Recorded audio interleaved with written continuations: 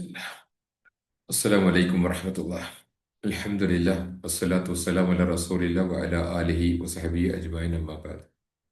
സഹോദരന്മാരെ, സുഹൃത്തുക്കളെ, നമ്മളെ പേഴ്സണാലിറ്റി റീഫ്രെയിമിംഗ് കോച്ചിങ്ങിന്റെ ഫിഫ്ത്ത് ക്ലാസ് ആണ് ഇന്ന് നമ്മൾ സംസാരിക്കുന്നത്. ഒരു ക്ലാസ്സും കൂടെ നമുക്കത് ഫ്രീ ആയിട്ട് കൊടുക്കുന്ന രീതിയിലും ബാക്കി ഫീസ് വെച്ചിട്ടുള്ളൂ. ഇന്ന് അഞ്ചാമത്തെ ക്ലാസ് ആണ്. ഇന്ന് നമ്മൾ സംസാരിക്കുന്നത്, കഴിഞ്ഞ രണ്ട് ക്ലാസ്സുകൾ നമ്മൾ സംസാരിച്ചത് വിധിവിശ്വാസവുമായിട്ട് ബന്ധപ്പെട്ട് നമ്മളിൽ ഉണ്ടാകുന്ന ഒരു ലൂപ്പ്, കൺക്ലൂഡ് ചെയ്യാൻ പറ്റാത്ത കുറെ വിഷയങ്ങൾ ആയിരുന്നു. അതിൽ വിഷയം ക്ലിയർ ആകാത്തവർ ഇനിയും ആ സ്പീച്ചസ് പോയി കേൾക്കണം. അൽഹംദുലില്ലാഹ്, കഴിഞ്ഞ ക്ലാസ് കേട്ട ആളുകൾ നല്ല ഫീഡ്ബാക്ക് പറഞ്ഞത്. കാരണം സിസ്റ്റമാറ്റിക് ആയിട്ട് പ്രസന്റ് ചെയ്യാൻ പറ്റിയിട്ടുണ്ട്. ആളുകളുടെ മൈൻഡിൽ ഉണ്ടാകുന്ന ചോദ്യങ്ങൾ, അല്ലെങ്കിൽ അവരുടെ ആ ലൂപ്പ്, കൊഗ്നിറ്റീവ് ഡിസോണൻസ്, ആ കൊഗ്നിറ്റീവ് ഡിസോണൻസ് റിലീസ് ആക്കുന്ന രീതിയിലുള്ള പ്രസന്റേഷൻസ് ഉണ്ടായിട്ടുള്ളത്. ഇന്ന് നമ്മൾ സംസാരിക്കാൻ ഉദ്ദേശിക്കുന്നത് healing and solution is within your self. ഈ ഹീലിംഗ് വിത്തിൻ യുവർ സോൾ. പിന്നെ നമുക്ക് അസുഖങ്ങളോ പ്രയാസങ്ങളോ ഉണ്ടാകുന്ന സമയത്ത് അസുഖത്തിനുള്ള മരുന്നും പ്രശ്നങ്ങൾക്ക് ഉണ്ടാകുന്ന സൊല്യൂഷൻസ് അത് നമ്മുടെ ഉള്ളിലാണ് ഉള്ളത്. എവിടെയാണ്? നമ്മുടെ ആത്മാവിനകത്ത്. ആ ആത്മാവിനകത്ത് ഉള്ളത് ആക്ടിവേറ്റ് ചെയ്യുന്ന സമയത്താണ് എക്സ്റ്റേണൽ മരുന്നുകൾ ഫലിക്കുക. ഉള്ളിലുള്ളത് ആക്ടിവേറ്റ് ആവുന്നില്ലെങ്കിൽ, അപ്പൊ ആക്ടിവേറ്റ് ആവണമെന്നുണ്ടെങ്കിൽ ശരിക്കും നമ്മൾ ബോധപൂർവം തന്നെ ആയിക്കൊള്ളണമെന്നില്ല ആക്ടിവേറ്റ് ആവണമെന്നുണ്ടെങ്കിൽ. അപ്പം നമ്മുടെ ഉള്ളിലുണ്ടാകുന്ന ഇന്റൻഷൻ, അതുപോലെ ആത്മാവിനകത്താണ് ഈ ഷിഫ അള്ള വെച്ചിട്ടുള്ളത്. അതാണ് നമ്മൾ ഇന്ന് സംസാരിക്കാൻ പോകുന്നത് ഇൻഷാ അള്ളാ. നമ്മളിതിനു മുമ്പുള്ള കാര്യങ്ങൾ പറഞ്ഞപ്പോൾ പല ഡൊമൈൻസ് നമ്മുടെ ഇത്തരം ഒരു ഉള്ളതിൽ ഡൊമൈൻസ്. ഒന്ന് നമ്മളെ ആത്മാവ്, ആ ആത്മാവിൽ ഉണ്ടാകുന്ന മെന്റൽ ബിലീഫ് ആൻഡ് നോളജ്, നമ്മളെ അറിവ്. മനസ്സിനകത്ത് എന്താ ഉണ്ടാവുക? അറിവ്. മനസ്സിനകത്ത് അറിവാണ്. അതേമാതിരി അതിന്റെ ഒരു ഫിസിക്കൽ ബോഡിയിലും അറിവാണുള്ളത്. ക്വാണ്ടം ക്വാണ്ടം ഫീൽഡിൽ അറിവാണുള്ളത് പറഞ്ഞല്ലോ. ഇത് അപ്പോൾ ഫിസിക്കൽ അല്ലെങ്കിൽ മൈൻഡ്, അല്ലെങ്കിൽ സോള്, മൈൻഡ്, അപ്പുറം ഫിസിക്കൽ, അതിനപ്പുറത്തേക്ക് ഫിസിക്കൽ ബോഡി, പിന്നെ സോഷ്യൽ റിലേഷൻ, ഓർ അവിടെയാണ് spreading goodness to the world, delivering greatness to the world, അഥവാ സോവിൽ ഹക്കി എന്ന് പറഞ്ഞ ഭാഗം. ബാക്കി നമ്മളെ എൻവയോൺമെന്റിൽ അല്ലെങ്കിൽ പ്രപഞ്ചത്തിലുള്ള ജീവിതം. ഈ സ്ട്രക്ചർ നമുക്ക് എപ്പോഴും ഓർമ്മ വേണം. അതിന് മെറ്റാഫിസിക്കൽ, ദാറ്റ് മീൻസ് വൈബിയായ ഒരു തലമുണ്ട്, ഫിസിക്കലായ ഒരു തലം. വൈബിയായ തലത്തിൽ മാറ്റം വരുത്തിയാൽ ഫിസിക്കലായിട്ട് തലത്തിൽ മാറും. ഫിസിക്കലായിട്ട് തലത്തിൽ മാറ്റം വരുത്തിയാൽ വൈബിയായ മാറ്റത്തിലും വരുത്തും. അള്ളാഹു മാറ്റാൻ ഉദ്ദേശിക്കുന്നിടത്തോളം ഭാഗം അത് ജനറൽ ആയിട്ട് കൊടുത്തിട്ടുണ്ട്. നമ്മുടെ special intention, deliberate intent focus, നമ്മുടെ മെന്റൽ മനസ്സിന്റെ ശക്തികളും മറ്റും ഉപയോഗിച്ചുകൊണ്ട് അത് കൂടുതൽ വർക്ക് ചെയ്യിക്കുന്നതാണ് ഡെലിബറേറ്റ് ഇന്റന്റ്. ഇത് റിഫ്രഷ് ചെയ്യാൻ വേണ്ടി ഞാൻ പറയുന്നതാണ്. അപ്പൊ ഈ ഒരു സ്കീം ശരിക്കും നിങ്ങൾ ബൈഹാർട്ട് പഠിക്കണം, ഞങ്ങളത് മനസ്സിലാക്കി എടുക്കേണ്ടതുണ്ട് ഇൻഷാ അല്ലാഹ്. അതുകൊണ്ട് the solution and the cure is instilled in our soul before our birth. നമ്മളെ ആത്മാവിനെ അള്ളാഹു സുബ്ഹാനഹു വ തആല ലോകത്തുള്ള എല്ലാ മനുഷ്യന്റെയും ആത്മാവിനെ ആദം നബിയെ സൃഷ്ടിച്ച അന്ന് തന്നെ സൃഷ്ടിച്ചിട്ടുണ്ട്. അന്നൊരു വെള്ളിയാഴ്ചയായിരുന്നു ആദം നബിയെ സൃഷ്ടിച്ചത്. ഖലഖ സമാവാതി വൽ അർള ഫീ സിത്തത്തി അയ്യാം, 6 ദിവസങ്ങളിലാണ്. അത് ആറാമത്തെ ദിവസം ഏതാണ്? യൗമുൽ ജുമുഅ, വെള്ളിയാഴ്ചയാണ്. ഈ വെള്ളിയാഴ്ച അസറിന് ശേഷമാണ്. അപ്പൊ അന്ന് അസർ ഉണ്ടായിരുന്നോ, മഗ്‌രിബ് ഉണ്ടായിരുന്നോ, ഇതൊക്കെ നമുക്ക് ചോദിക്കാം. ബട്ട് അള്ളി റസൂലും പറഞ്ഞ പിന്നെ അതിന്റെ അപ്പുറത്തേക്ക് ഇല്ലല്ലോ. അപ്പോൾ ഈ വെള്ളിയാഴ്ച അസറിന് ശേഷം മഗ്‌രിബിന് ഇടയിലുള്ള ഒരു സമയത്താണ് ആദമിനെ സൃഷ്ടിച്ചത്. അതുകൊണ്ട് തന്നെയാണ് വെള്ളിയാഴ്ച, എല്ലാ വെള്ളിയാഴ്ചകളിലും അസറിനും മഗ്‌രിബിനും ഇടയിൽ ഒരു സമയമുണ്ട്. ആ സമയത്ത് നിങ്ങളുടെ പ്രാർത്ഥന, ഒരു പ്രാർത്ഥന, അള്ളാഹ് പ്രാർത്ഥന സ്വീകരിക്കുന്ന ഒരു സമയമുണ്ട്. ആ സമയത്ത് ആണ് നിങ്ങളുടെ പ്രാർത്ഥന എങ്കിൽ അള്ളാഹ് അത് സ്വീകരിക്കും. ആ സമയമായിട്ട് ഒത്തു വരുന്നെങ്കിൽ നിങ്ങളുടെ പ്രാർത്ഥന അള്ളാഹ് അത് സ്വീകരിക്കും എന്ന് പറഞ്ഞ ഹദീസിന്റെ പിന്നിൽ ഈ വെള്ളിയാഴ്ച അസറിന് ശേഷം മഗ്‌രിബിന് ഇടയിലുള്ള ഇതിന്റെ പ്രാധാന്യം അതാണ്. അതുകൊണ്ട് ആദമിനെ സൃഷ്ടിച്ച അന്ന് തന്നെ എല്ലാ മനുഷ്യന്മാരുടെയും ആത്മാവിനെ അള്ളാഹു സൃഷ്ടിച്ചിട്ടുണ്ട്. ആ ആത്മാവിനെ സൃഷ്ടിച്ചതിന്റെ പ്രത്യേകത ശരിക്കും മനസ്സിലാക്കിക്കോളൂ. ആ ആത്മാവിനെ സൃഷ്ടിക്കുന്നിടത്ത് അള്ളാഹു എല്ലാ ആത്മാവിനും ഈക്വൽ ആയിട്ടുള്ള ഗുണങ്ങളും അറിവുകളും കഴിവുകളും സാധ്യതകളും വെച്ചിട്ടുണ്ട്. അത് പിന്നീട് ആ ആത്മാവ് നമ്മുടെ ഉമ്മാന്റെ ഗർഭപാത്രത്തിൽ വന്നതിന് ശേഷം പിന്നീട് അതിൽ സംഭവിക്കുന്ന കാര്യങ്ങളെ കൊണ്ടാണ് നമ്മളൊക്കെ പല രീതിയിലും പല വ്യത്യാസത്തിലും ചിലർ പല ഗുണങ്ങളാലും ചില ആളുകൾ പല ഗുണങ്ങളില്ലാതൊക്കെ ജനിച്ചു പോയിരുന്നത്. അതുകൊണ്ട് ഒരു ഫാക്ടറിയിൽ നിന്ന് ഒരു സാധനം പുറത്തു വരുമ്പോൾ, ഇപ്പൊ ഒരു ഫാക്ടറിയിൽ നിന്ന് ഇപ്പൊ ഈ ഡിവൈസ്, ഹീലി ഡിവൈസ്, ഈ ഡിവൈസ് ആയിരക്കണക്കിന് ഡിവൈസ്, പതിനായിരക്കണക്കിന് ഡിവൈസ് ഒരു ബാച്ചിൽ പ്രൊഡ്യൂസ് ചെയ്യും. ഇതിനകത്തുണ്ടാകുന്ന എല്ലാ കോമ്പണന്റുകളും ഈക്വൽ ആയിട്ടുള്ള കോമ്പണന്റാണ്. ഈ പാർട്ട് അതിലിട്ടാലും ആ പാർട്ട് ഇതിലിട്ടാലും വർക്ക് ചെയ്യും. അപ്പൊ ഇത്ര പെർഫെക്റ്റ് ആയിട്ടാണ് അള്ളാഹു സുബ്ഹാനഹു വ തആല ഒറ്റ ബാച്ചിലാണ് നമ്മളെ ആത്മാവുകളെ മുഴുവൻ സൃഷ്ടിച്ചിട്ടുള്ളത്. ആ ബാച്ച് ഏതാണ്? ആ ബാച്ചാണ് കുൻ ഫയക്കൂൻ. ഇന്നമാ അംറുഹു ഇദാ അറാദ ശൈഅൻ അൻ യഖൂല ലഹു കുൻ ഫയക്കൂൻ. അല്ലാതെ ആത്മാവ് ഒരാളെ സൃഷ്ടിച്ച് പിന്നെ കുറച്ചു നേരം കഴിഞ്ഞിട്ട് പിന്നെ ഒരാൾ, അങ്ങനെയല്ല. എല്ലാ ആത്മാക്കളും ഒരുമിച്ച് സൃഷ്ടിച്ചു എന്ന് മാത്രമല്ല, അള്ളാഹു സുബ്ഹാനഹു വ തആല ആത്മാക്കളെ മുഴുവൻ വിളിച്ചു ചേർക്കുകയും അതിനോട് സംസാരിച്ചു. എന്ത്? അലസ്തു ബി റബ്ബിക്കും, ഞാൻ നിങ്ങളുടെ റബ്ബല്ലയോ? സൂറത്ത് ആറാഫിൽ പറയുന്നുണ്ട്. അലസ്തു ബി റബ്ബിക്കും കാലു, പറഞ്ഞു ബലാ ഷഹീദന, അതേ അള്ളാഹുവെ ഞങ്ങൾ സാക്ഷ്യം വഹിച്ചിരിക്കുന്നു. പിന്നെ രണ്ട് കരാറ് നമ്മൾ ഇന്ന് വായിച്ചു. ഒന്ന്, അല്ലാ തഅബുദു ഷൈത്താൻ, ഷെയ്ത്താനെ നിങ്ങൾ ആരാധിക്കരുത്. ഇത് ഹദീസിലാണ് വന്നിട്ടുള്ളത്. അല്ലാ തഅബുദു ഷൈത്താൻ എന്ന സൂറത്ത് യാസീനിൽ വന്നിട്ടുണ്ട് ആ കരാറ്.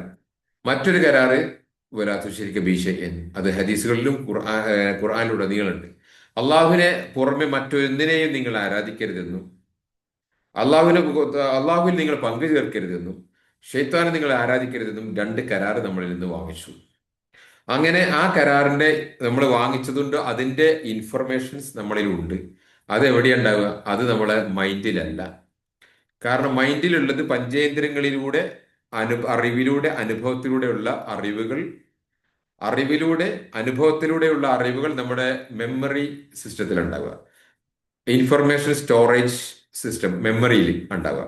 പക്ഷെ പഞ്ചേന്ദ്രിയങ്ങൾ ഡെവലപ്പ് ചെയ്യുന്നതിന് മുമ്പ്, ഫിസിക്കൽ ബോഡി ഉണ്ടാകുന്നതിന് മുമ്പ് അള്ളാഹുമായിട്ടുണ്ടായ കരാറ് അത് ഗൈബിയായ ലോകത്ത് മെറ്റാഫിസിക്കൽ വേൾഡിലായതുകൊണ്ട് അവിടെ മെമ്മറിയിലല്ല അതുള്ളത്. അതുകൊണ്ട് നമ്മളെ മെമ്മറിയിലല്ല ഉള്ളത്. അതേസമയത്ത് നമ്മുടെ ജനറ്റിക്കൽ ഇൻഫർമേഷൻ സ്റ്റോറേജ് ഡിവൈസിലാണ്. DNA പോലെയുള്ള സംവിധാനങ്ങളുണ്ട്. അപ്പോ നമ്മുടെ DNA എന്ത് ചെയ്യുന്നത്? ഈ സാധനം വന്നിട്ട് റെക്കോർഡായിട്ടുള്ളത്.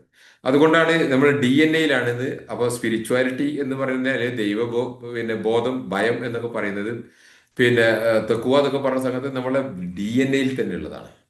അതുകൊണ്ട് എല്ലാ മനുഷ്യന്മാർക്കും ഒരു ദൈവബോധം ഉണ്ടാവും. അതില്ലാത്തവർക്ക് ആ ദൈവത്തിന് പകരം വേറെ എന്തെങ്കിലും പേര് പറഞ്ഞുകൊണ്ട് സംതിങ് ഇസ് ദർ, എന്തോ ഒരു ക്രിയേറ്റർ ഉണ്ടെന്നില്ല എല്ലാവരും അംഗീകരിക്കും. സോ ഞാൻ പറഞ്ഞു വരുന്നത്, ഈ നമ്മുടെ ആത്മാവിനെ, എല്ലാവരുടെ ആത്മാവിനെയും ഒരേ കഴിവുകളും അറിവുകളും ഗുണങ്ങളും സാധ്യതകളും ഉണ്ടായി സൃഷ്ടിച്ചതാണ്. പിന്നീട് ലോകത്ത് ഓരോരോ കാലഘട്ടങ്ങളിൽ അതാത് കാലഘട്ടത്തിന് പറ്റുന്ന രീതിയിൽ ഈ ആത്മാവുകളെ അള്ളാഹു റിഫൈൻ ചെയ്ത് അതിലുള്ള സെറ്റപ്പുകളെ മാറ്റി, ദാറ്റ് മീൻസ് വിധികളെ പുതുക്കി. വിധികളെ 4 തട്ടിൽ ഞാൻ പറഞ്ഞിരുന്നല്ലോ. ആകാശഭൂമികൾ സൃഷ്ടിക്കുന്നതിന് 50,000 കൊല്ലം മുമ്പ്, പിന്നെ ഓരോ കുഞ്ഞും മാതാവിന്റെ ഗർഭപാത്രത്തിൽ എത്തിയാൽ, പിന്നെ ഓരോ റമദാൻ മാസത്തിലും ലൈലത്തുൽ ഖദ്ർ, പിന്നെ ഓരോ രാവിലെയും. അങ്ങനെ ഈ വ്യത്യസ്ത കാലഘട്ടത്തിൽ ഇങ്ങനെ വരുന്ന ആത്മാവുകൾ, ഭൂമിയിലേക്ക് അയക്കുന്ന ആത്മാവുകൾക്ക് അതാത് റീപ്രോഗ്രാമിങ്ങോടുകൂടി അവരുടെ വിധി പുതുക്കിക്കൊണ്ട് വരുന്നത്. അപ്പോ ബേസിക്കലി അള്ളാഹ് ആദിലാണ്, നീതിമാനാണ്. നമ്മുടെ ആത്മാവുകൾക്ക് ഒരേ കഴിവാണ്. അതിൽ പിന്നീട് ശേഷം അള്ളാഹു പലർക്കും അല ബഅദ്, ചില ആളുകളെ ചില ആളുകൾ അള്ളാഹു പവിത്രത നൽകിയിട്ടുണ്ട്, അല്ലെങ്കിൽ എന്താ പറയുക, പിന്നെ ഗുണങ്ങൾ നൽകിയിട്ടുണ്ട്, പദവികൾ നൽകിയിട്ടുണ്ട്. പ്രവാചകന്മാരും അമ്പിയ മുർസലികൾ, സ്വഹാബത്ത് പോലെയുള്ള ആളുകളൊക്കെ. അപ്പൊ അതുകൊണ്ട് പിന്നെ ഈ രീതിയിൽ എല്ലാവരുടെയും ആത്മാവിന്റെ basic structure one and the same ആണ്. അവിടെ ഒരു അനീതി നമ്മോട് കാണിച്ചിട്ടില്ല. പിന്നെ അത് നമ്മൾ ആ ഉമ്മാന്റെ ഗർഭപാത്രത്തിൽ എത്തിയതിനു ശേഷം, പിന്നെ ആ ഉമ്മാന്റെ ഗർഭപാത്രത്തിൽ ഇരിക്കുമ്പോൾ തന്നെ അതിന് കിട്ടുന്ന മർദ്ദനങ്ങളും പീഡനങ്ങളും അമ്മായിമ പോലുള്ള സംഗതികളൊക്കെ അതിനെ ബാധിച്ചിട്ടുണ്ടാവും. സോ എവരി പ്രോബ്ലം ആ ആത്മാവിൽ ഉണ്ട്. എന്തെന്ന് അറിയോ? എല്ലാ സംഗതിയുണ്ട്. ആ ആത്മാവിനകത്തുണ്ട് നമ്മുടെ അസുഖത്തിന്റെ മരുന്നുകൾ ഉണ്ടാകുവാനുള്ള ഇൻഗ്രീഡിയൻസ്. നമ്മളെ ഭക്ഷണം മത്താഹുൻ ഇലാഹിൻ ഇറങ്ങിപ്പോയിക്കോളൂ, അല്ലേ? സ്വർഗത്തിൽ നിന്ന് 3 പേരെ ഇറക്കി വിട്ടില്ല, ആദമിനെയും ഹവ്വയെയും ഇബ്ലീസിനെ ഇറക്കി വിട്ടു. ആദമിനോട് ഭാര്യയോട് പറഞ്ഞു, ഭൂമിയിൽ പോയിക്കോ, അവിടെ നിങ്ങൾക്ക് മത്താഹുൻ ഇലാഹിൻ ഒരു പരിധിവരെ നിങ്ങൾക്ക് ഭക്ഷണമുണ്ട്. അധ്വാനിച്ചുകൊണ്ട് ഭക്ഷണം കഴിക്കുന്ന ഒരു സംവിധാനത്തിൽ അവരെ വിട്ട് നമ്മളെ. അതുകൊണ്ട് നമ്മുടെ അങ്ങോട്ട് വിട്ടപ്പോൾ ഇവിടെ ആൾറെഡി അരി, ഗോതമ്പ്, നെല്ല് ഇതൊന്നും ഇങ്ങനെ റെഡിമെയ്ഡ് ആക്കി ഹോം ഡെലിവറിയിൽ ഇവിടെ ഇരിക്കുന്നില്ല. ഇവിടെ പൊടികളും ധാന്യങ്ങളും ഒന്നും ഇല്ല. പക്ഷെ ഇതിനൊക്കെ ഉണ്ടാകുവാനുള്ള ഭക്ഷണം ഉണ്ടാക്കുവാനുള്ള ഏതൊക്കെ ഭക്ഷണമാണ്, എന്തൊക്കെയാണ്, അത് എവിടെയൊക്കെ കിട്ടും, എവിടെയൊക്കെ കിട്ടുന്നിടത്ത് ജനവാസം ഉണ്ടാവും, എവിടെയൊക്കെ ജനവാസം ഉള്ളിടത്ത് ഇത് കിട്ടുമോ. അപ്പോൾ ഇതൊക്കെ അള്ളാഹു സംവിധാനിച്ച് നമ്മളാണ് പിന്നെ അതൊക്കെ വളർത്തിയെടുക്കുന്നത്. ഇപ്പൊ പച്ചക്കറികൾ മറ്റും നമ്മൾ വളർത്തി ഇങ്ങനെ എടുക്കുന്നു, കാരണം ഈ പച്ചക്കറികൾ നമുക്ക് വേണ്ടതാണെന്ന് ഭൂമിയിൽ സൃഷ്ടിച്ചവിടെ വെച്ചു. പയറും വെണ്ടയ്ക്കയും കുമ്പളങ്ങയും പിന്നെ ബനാനയൊക്കെ. പക്ഷേ ഇത് പിന്നെ നമ്മൾ വളർത്തിയെടുത്ത് വളർത്തിയെടുത്ത് കൊണ്ടുവരുന്നു. That means ingredients are here. ആ ഇൻഗ്രീഡിയൻസിൽ നിന്നാണ് നമ്മൾ ഫിസിക്കൽ ഫുഡ് ഉണ്ടാക്കുന്നത്, അല്ലെ? എന്നതുപോലെ നമുക്ക് ശിഫ കിട്ടുവാനുള്ള ഇൻഗ്രീഡിയൻസ് ഇതിനകത്തുണ്ട്. അതെന്താണ്? അത് ആത്മാവിൽ അല്ല ആദ്യമേ വെച്ചിട്ടില്ല. അറിവുകളും, ജന്മസിദ്ധമായ അറിവുകളും, ഗുണങ്ങളും, കഴിവുകളും, സാധ്യതകളും. ഈ അറിവുകളും ഗുണങ്ങളുമാണ് ഇൻറ്റ്യൂഷൻ എന്ന് പറയുന്നത്. ആ കഴിവുകളും സാധ്യതകളുമാണ് അവന്റെ ഇൻസ്റ്റിക്റ്റ് എന്ന് പറയുന്നത്. ഇൻസ്റ്റിക്റ്റ് എന്ന് പറയുന്നത് ഒരു ബയോളജിക്കൽ ഓർ ഫിസിക്കൽ നേച്ചർ ഉള്ളതും, ഇൻറ്റ്യൂഷൻ എന്ന് പറയുന്നത് ഒരു സ്പിരിച്വൽ നേച്ചർ ഉള്ളതാണ്. ഇൻറ്റ്യൂഷന്റെ ബേസ് എന്താണെന്ന് ചോദിച്ചാൽ അറിവ്. ഇൻസ്റ്റിക്റ്റിന്റെ എന്താണെന്ന് ചോദിച്ചാൽ drive or motion or power, കുതിരത്ത്, കൂവത്ത്. അറിവും കഴിവും. അറിവിൽ നിന്നാണ് കഴിവുണ്ടാകുന്നത്. അള്ളാഹു അതുകൊണ്ട് അറിവും കഴിവുമാണ് തമാമത്തിന്റെ കംപ്ലീറ്റ്നെസ്. അറിവും കഴിവുമാണ് കംപ്ലീറ്റ്നെസിന്റെ അടയാളം. അത് രണ്ടും പൂർണ്ണമായിട്ട് അള്ളാഹുവിൽ മാത്രമേ ഉണ്ടാവുള്ളൂ. ഷെയ്ഖുൽ ഇസ്ലാം ഇബ്നു തൈമിയ്യ അദ്ദേഹത്തിന്റെ മുജ്മുൽ ഫത്താവയിൽ വിശദീകരിക്കുന്നുണ്ട്. അപ്പോൾ ചുരുക്കി പറഞ്ഞാൽ നമ്മുടെ ഉള്ളിലുണ്ടാകുന്ന ജന്മസിദ്ധമായ അറിവുകളും കഴിവുകളും അതിനെ വളർത്തിയെടുത്താൽ, നേരാവണ്ണം വളർത്തിയെടുത്താൽ അതെല്ലാം നമുക്ക് ആരോഗ്യമാകും. മെന്റൽ ആണെങ്കിലും സ്പിരിച്വൽ ആണെങ്കിലും ഫിസിക്കൽ ആണെങ്കിലും. അതേസമയത്ത് അതിന് ആത്മാവിന് യോജിക്കാത്ത രീതിയിൽ ആണ് വളർത്തിയെടുക്കുന്നതെങ്കിൽ അതെല്ലാം രോഗമായി പോകും. Because it is imbalance. അതുകൊണ്ട് ഇംബാലൻസ് ആണ് രോഗം. ഷെയ്ഖുൽ ഇസ്ലാം ഇബ്നു തൈമിയ്യ ഇത് ഇംബാലൻസ് ആണ് രോഗം എന്നാണ് പറഞ്ഞിട്ടുള്ളത്. അതുകൊണ്ട് നമ്മുടെ നമുക്കുണ്ടാകുന്ന എല്ലാ അസുഖങ്ങൾക്കും, അസുഖമുണ്ടാകുന്നതിന്റെ എത്രയോ നൂറ്റാണ്ടുകൾക്ക് മുമ്പ് അതിനുള്ള മരുന്ന് അവിടെ ഉണ്ട്. അതുകൊണ്ടാണ് അള്ളാഹുവിന്റെ റസൂൽ പറഞ്ഞത് മാ അൻസലല്ലാഹു ദാഅൻ ഇല്ലാ അൻസലഹു ശിഫ. ഞാൻ ഈ പറഞ്ഞ വ്യാഖ്യാനം ഉലമാക്കൾ പറഞ്ഞിട്ടുണ്ട്. മാ അൻസലല്ലാഹു ദാഅൻ, രോഗം ഇറക്കുന്നതിന്റെ മുമ്പ് മരുന്ന് ഇറക്കിയിട്ടുണ്ട് എന്നുള്ളത്. അപ്പൊ മരുന്ന് എവിടെയുണ്ട്? നെഞ്ഞിലുണ്ട്. ആ നെഞ്ചിന് സപ്പോർട്ട്, ആ മരുന്ന് നമ്മൾ ആക്ടിവേറ്റ് ചെയ്യിക്കുമ്പോൾ നമ്മുടെ സപ്പോർട്ടീവ് മെഡിസിൻസും അലോപ്പതിയും അല്ലാത്തതൊക്കെ ഉപകാരപ്പെടും. അതുപോലെ നമ്മുടെ മുമ്പിൽ ഉണ്ടാകുന്ന പ്രശ്നം, നമ്മ എന്ത് പ്രശ്നമായിക്കോട്ടെ, ആ പ്രശ്നത്തിന് ഇന്ന മഅൽ ഉസ്രി യുസ്റ, ഇന്ന മഅൽ ഉസ്രി യുസ്റ. ഒരു പ്രശ്നം ഉണ്ടോ, ആ പ്രശ്നത്തോടൊപ്പം പ്രശ്നം നിലനിൽക്കുന്നിടത്തോളം കാലം അതിന്റെ സൊല്യൂഷൻ ആയിട്ടുണ്ട്. വാസ്തവത്തിൽ പ്രശ്നം എന്ന് പറയുന്നത് ആ പ്രശ്നത്തെ പൊട്ടിച്ചാൽ ഉണ്ടാകുന്ന ആ അതിന്റെ റിസൾട്ട്, അതിന്റെ പ്രശ്നത്തിനുണ്ടാകുന്ന പരിഹാരത്തിലുണ്ടാകുന്ന ഫതില്, ഗുണങ്ങള്, അതാണ് വാസ്തവത്തിൽ ആ പ്രശ്നത്തിന്റെ വില. ആ പ്രശ്നത്തിന്റെ വിലപേശിയൽ, ആ പ്രശ്നത്തിന്റെ വാല്യൂ അതാണ്. അതുകൊണ്ട് മനുഷ്യന്റെ ഇപ്പോഴുള്ള പ്രശ്നമാവട്ടെ, ഇതിനു മുമ്പുണ്ടായതാവട്ടെ, ഇപ്പോൾ ഉള്ളതിന്റെയും ഇതുപോലുള്ളതിന്റെയും ഒരു 1000 ഇരട്ടിയോ 10,000 ഇരട്ടിയോ പ്രശ്നങ്ങൾ ഉണ്ടെങ്കിലും അതിനെ ഉത്തരവാദിത്തം ഏറ്റെടുത്ത് സോൾവ് ചെയ്യുവാനുള്ള എല്ലാ അറിവുകളും ഗുണങ്ങളും കഴിവുകളും സാധ്യതകളും അള്ളാഹു ഒരാളുടെ നഫ്സിൽ ആൾറെഡി വെച്ചിട്ടുണ്ട്. ലാ യുകല്ലിഫുല്ലാഹു നഫ്സൻ ഇല്ലാ വുസ്അഹ. ലാ യുകല്ലിഫു എന്നൊക്കെ പറയുമ്പോൾ ആൾക്കാര് തന്റെ ഭാരം വഹിക്കുക എന്നൊക്കെ പറഞ്ഞ് പ്രസംഗിക്കും. ഭാരം വഹിക്കലൊന്നുമല്ല, അതുപോലെ പോത്തുവണ്ടിയാണ്, കളവണ്ടിയാ ഭാരം വഹിക്കാൻ. യുകല്ലിഫു എന്ന് പറഞ്ഞാൽ റെസ്പോൺസിബിലിറ്റി, ഉത്തരവാദിത്വം നോക്കാം. അതിനാണ് തക്ലീഫ് ആവുക, പ്രായപൂർത്തി എത്തുക, ഉത്തരവാദിത്വമാവുകയും. ഇപ്പൊ നമസ്കാര ബാധ്യതയായി, അക്കൗണ്ടബിലിറ്റി എന്ന് പറയും. അതാണ് തക്ലീഫ് എന്ന് പറയുക. ലാ യുകല്ലിഫു എന്ന് പറഞ്ഞാൽ ഒരാളെയും അള്ളാഹു ബാധ്യത ഏൽപ്പിക്കുകയില്ല. ഇല്ല ഉസഹ, അവനെ കൊണ്ട് സോൾവ് ചെയ്യാൻ പറ്റാത്തത്. അതുകൊണ്ട് എല്ലാ പ്രശ്നത്തിനും പരിഹാരവും എല്ലാ രോഗത്തിനും അസുഖവും അള്ള വെച്ചിട്ടുണ്ട്. എവിടെയാ? ആത്മാവിന്. യാ അല്ലാഹ്. അതുകൊണ്ട് ആകാശഭൂമികളോട് ഈ അമാനത്ത് വേണമെന്ന് ചോദിച്ചു. ആകാശഭൂമികൾ ഇത് വേണ്ട എന്ന് പറഞ്ഞ് മനുഷ്യന്മാരത് ഏറ്റെടുത്തു. ഇന്നഹുക്കാനുള്ള ജാബൂല.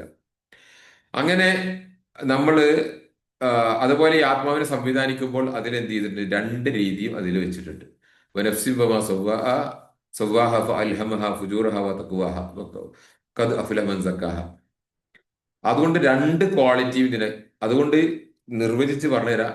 ആദമിന്റെ മക്കളുടെ എല്ലാ ഗുണങ്ങളുടെയും അറിവുകളുടെയും കഴിവുകളുടെയും സാധ്യതകളുടെയും ഒരു വിത്ത് നമ്മുടെ ഉള്ളിലുണ്ട്. ആദമിന്റെ മക്കളുടെ എല്ലാ വൃത്തികേടിന്റെയും എല്ലാ നാശത്തിന്റെയും എല്ലാ നശീകരണത്തിന്റെയും ഒരു വിത്ത് നമ്മുടെ ഉള്ളിലുണ്ട്, രണ്ടുണ്ട്. അത് ഏതിനെ നമ്മൾ വളർത്തിയെടുക്കുന്നോ അതിനനുസരിച്ച് കത് അഫ്ലഹ സക്കാഹ വഖദ് ഖാബ മൻ ദസ്സാഹ വനഫ്സിൻ വമാ സവ്വാഹ. അങ്ങനെ അള്ളാഹു നഫ്സിനെ ശരിയാക്കിയത് എങ്ങനെ? അൽഹമഹ ഫുജൂറഹ അൽഹമ അതിൽ നിറച്ചു, ഫുജൂറഹ അതിന്റെ ദോഷങ്ങൾ, വതഖ്വഹ അതിന്റെ പുണ്യങ്ങളും. ഓക്കെ, സഹോദരന്മാരെ, സുഹൃത്തുക്കളെ, ഈ പിക്ചർ ശ്രദ്ധിച്ചു നോക്കുള്ളൂ. ഒരു ബൾബ്, ആ ബൾബിന്റെ ഡെക്കറേറ്റ് ചെയ്ത അല്ലെങ്കിൽ ആ ബൾബ് നിൽക്കാനുള്ള ലൈറ്റ് സംവിധാനം, അതിന്റെ ഹോൾഡർ എന്നൊക്കെ പറയാം, അത് സിസ്റ്റമാറ്റിക് ആയിട്ട് മുത്തുമണികളൊക്കെ അടുക്കി വെച്ചു. അപ്പൊ ഇല്ലെന്തായി? ബൾബിന്റെ പ്രകാശം ശരിക്കും നമുക്ക് വരുന്നുണ്ട്. അതേ സമയത്ത് ആ ഡെക്കറേറ്റീവ് ചെയ്ത ആ സാധനം എല്ലാം ഡിസോർഡർ ആയി കളഞ്ഞാൽ ഈ ബൾബ് അവിടെ ഉണ്ടെന്ന് പോലും വരില്ല, അതിന്റെ പ്രകാശം കൊണ്ട് പുറത്തേക്ക് വരില്ല. സോ ലൈഫിൽ ഉണ്ടാകുന്ന ഡിസ്ഓർഡേഴ്സ് ഇൻ ദ ലൈഫ്, അതാണ് നമ്മുടെ പ്രകാശത്തെ കെടുത്തി കളയുന്നത്. ഡിസ്ഓർഡേഴ്സ് ഇൻ ദ ലൈഫാണ് നമ്മുടെ പ്രകാശത്തെ കെടുത്തി കളയുന്നത്. അത് ഓർഡർ ആക്കി കഴിഞ്ഞാൽ പ്രകാശം പുറത്തേക്ക് വരുന്നത്. അപ്പൊ ഈ പ്രകാശത്തിന്റെ ഡിസോർഡർ ഇൻ ദ ലൈഫാണ് പ്രോബ്ലം ആയി വരുന്നത് പറയുമ്പോൾ ഓരോ പ്രശ്നത്തിനും എന്തെല്ലാം ഡിസോർഡർ ഉണ്ടെന്ന് ആളുകൾ തിരയും. നോ, അങ്ങനെയല്ല. നമ്മുടെ ജീവിതത്തിൽ എന്തെല്ലാം ഡിസോർഡർ ഉണ്ടോ, ഒരു ഉദാഹരണം, നമ്മളൊരു കൃത്യസമയത്ത് എന്ത് കാര്യം ചെയ്യാത്ത ഒരാളെ വിചാരിച്ചു. അതല്ലെങ്കിൽ നമ്മൾ ഒരു നീറ്റ്നെസ് ഇല്ലാത്ത ആളാ. നമ്മൾ വാരി വലിച്ചിട്ട് ബെഡിൽ കുറെ അതിട്ട് കടലാസും പേപ്പറും പേനയും ഒക്കെ ഒരു അടുക്കിച്ചിട്ട് ഒരു ഒരു ഒരു ഡിസ് ഒരു ഒരു ഒരു ഒരു ഒരു എന്താ പറയാ, കുത്തഴിഞ്ഞ ഒരു സ്പേസിൽ, അങ്ങനെയാണ് നമ്മളെ വീട്ടിലെ സംവിധാനം എങ്കിൽ പോലും ദാറ്റ് ഈസ് എ ഡിസോർഡർ. ആ വീട്ടിൽ നെഗറ്റിവിറ്റി ഉണ്ടാവും. ദാറ്റ് മീൻസ് അവിടെ അവിടെ താമസിക്കുന്ന ആളുകളുടെ ആത്മാവിന്റെ പ്രകാശം പുറത്തേക്ക് വരില്ല. ഒരാളുടെ ജീവിതത്തിൽ എപ്പോൾ നോക്കിയാലും ഒരു ഒരു ഇഷ്യൂസ് ഇങ്ങനെ ഉണ്ടാവും. എപ്പോൾ നോക്കിയാലും ഒരു സങ്കടം, ഒരു വിഷമം, ഒരു ദുഃഖം, ഒരു സങ്കടം പോയിട്ട് ഇങ്ങനെ നടക്കുകയാണെങ്കിൽ അയാളുടെ പ്രകാശം പുറത്തേക്ക് വരില്ല. അപ്പൊ ഡിസോർഡേഴ്സ്, ഏത് ടൈപ്പ് ഡിസോർഡേഴ്സ് ഉണ്ടെങ്കിലും അത് ഈ എമോഷണൽ ആയിക്കോട്ടെ, ഫിസിക്കൽ ആയിക്കോട്ടെ, ഭക്ഷണത്തിലായിക്കോട്ടെ, ജീവിത ശൈലിയിലായിക്കോട്ടെ, അതല്ലെങ്കിൽ എന്തെങ്കിലും ഒരു കാര്യം ചെയ്യാണ്ട് അതിങ്ങനെ ചെറിയൊരു കാര്യമാണ്. ഒരു ഉദാഹരണം, ഒരു ഇമെയിൽ അയക്കാണ്ട്, ഒരു ഇമെയിൽ അയക്കാനുള്ളതാണ്. അതിന് 3 മിനിറ്റിന്റെ പണി, 5 മിനിറ്റിന്റെ പണിയുള്ളൂ. പക്ഷെ അത് നീട്ടി നീട്ടി നീട്ടി 1 മാസം 2 മാസം ആയാൽ ഈ 3 മിനിറ്റിന്റെ പണി എന്ന് പറയുന്ന ഈ സാധനം 2 മാസം എൻ്റെ ലൈഫിൽ നിന്നാൽ, വൈകി നിന്നാൽ, ആ 2 മാസം, ദാറ്റ് മീൻസ് ഏകദേശം 60 ദിവസം എൻ്റെ ആത്മാവിന്റെ പ്രകാശം പുറത്തു വരാൻ തടസ്സമായി പോകും. ഒരു എക്സാമ്പിൾ ഞാൻ പറഞ്ഞത്. അതുപോലെ സ്ട്രെസ്, പിരിമുറുക്കം എൻ്റെ ആത്മാവിന് തടസ്സമായി മാറും. ഡിപ്രഷൻ, പിരിമുറുക്കം ആത്മാവിന്റെ തടസ്സമായി മാറും. ആങ്സൈറ്റി, ഭാവിയെ കുറിച്ചുള്ള ഉത്കണ്ഠ, അതുമായി മാറും. അതിനപ്പുറത്തേക്കാണ് ഈ സങ്കടം തന്നെ. ഇങ്ങനെ പറഞ്ഞത് തന്നെ പിന്നെയും പറയുന്ന പേടിയാണ് നമ്മളെ മൊല്ലമാര് പഠിപ്പിക്കുന്ന പ്രാർത്ഥന. അതിങ്ങനെ എത്രത്തോളം പ്രാർത്ഥിക്കുന്നു. രാവിലെ പ്രാർത്ഥിച്ചു, അതിന്റെ സങ്കടം മനസ്സിൽ നിന്ന് പോയപ്പോഴേക്ക് ലഹറായി, അപ്പോഴേക്കും വീണ്ടും പ്രാർത്ഥിച്ച്, അതിന്റെ സങ്കടം മനസ്സിൽ നിന്ന് പോകുന്നതിന് മുമ്പ് അസറിന് വീണ്ടും പ്രാർത്ഥിച്ച്, മകരിവിന് വീണ്ടും പ്രാർത്ഥിച്ച്, ഇഷാക്ക് വീണ്ടും പ്രാർത്ഥിച്ച്, പിന്നെ തഹജ്ജുദിന് വീണ്ടും പ്രാർത്ഥിച്ച്, പിന്നെ കാണുന്നവരോടൊക്കെ ആ കരോ ആ കരോ ആ കരോ എന്ന് പറഞ്ഞിട്ടുള്ള പരിപാടിയാണ്. ചുരുക്കി പറഞ്ഞാൽ ഇത് എത്ര തവണ പ്രോബ്ലം നിങ്ങൾ റിമൈൻഡ്, അള്ളാഹു സമീ അല്ലേ, ബസീർ അല്ലേ, അലീം അല്ലേ, ആദിൽ അല്ലേ, അള്ളാഹിനോട് ചോദിക്കുക. Then release your mind from that. അത് എത്രത്തോളം. അപ്പൊ പ്രോബ്ലം ഓറിയന്റഡ് ആണോ നിങ്ങളുടെ ചിന്ത എങ്കിൽ പ്രോബ്ലം വന്നുകൊണ്ടേയിരിക്കും. സക്സസ് ഓറിയന്റഡ് ആണോ നിങ്ങളുടെ ചിന്ത, നിങ്ങൾക്ക് സക്സസ് വരും.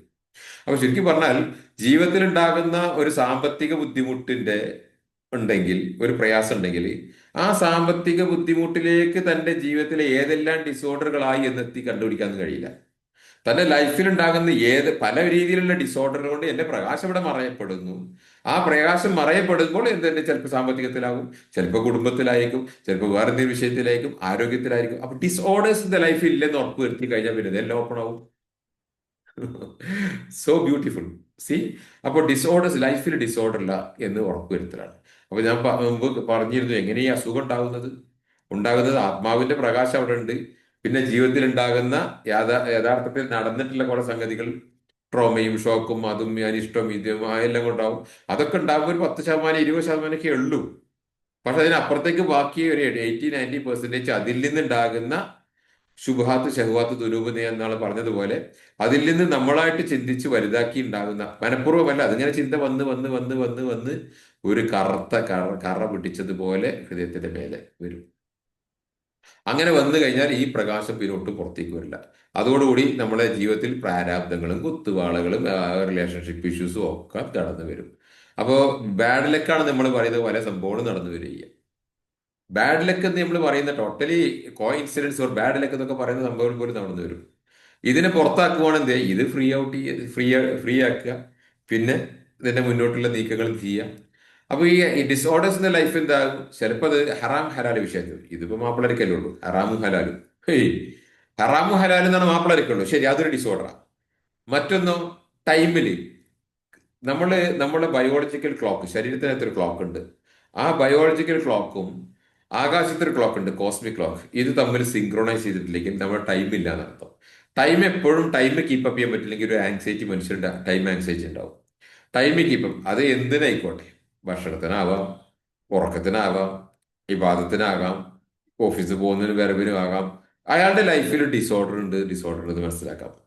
കൃത്യസമയത്ത് ഒരാള് വിളിക്കാന്ന് പറഞ്ഞാൽ വിളിക്കുന്നുണ്ടോ, അറ്റൻഡ് ചെയ്യാന്ന് പറഞ്ഞാൽ അറ്റൻഡ് ചെയ്യുന്നുണ്ടോ, അതിൽ വരാന്ന് പറഞ്ഞാൽ വരുന്നുണ്ടോ, ഇറങ്ങാന്ന് പറഞ്ഞവൻ ഇറങ്ങുന്നുണ്ടോ, അതിൽ നിന്ന് മനസ്സിലാവും അയാളുടെ ലൈഫിന്റെ അടുക്ക് ചുറ്റി.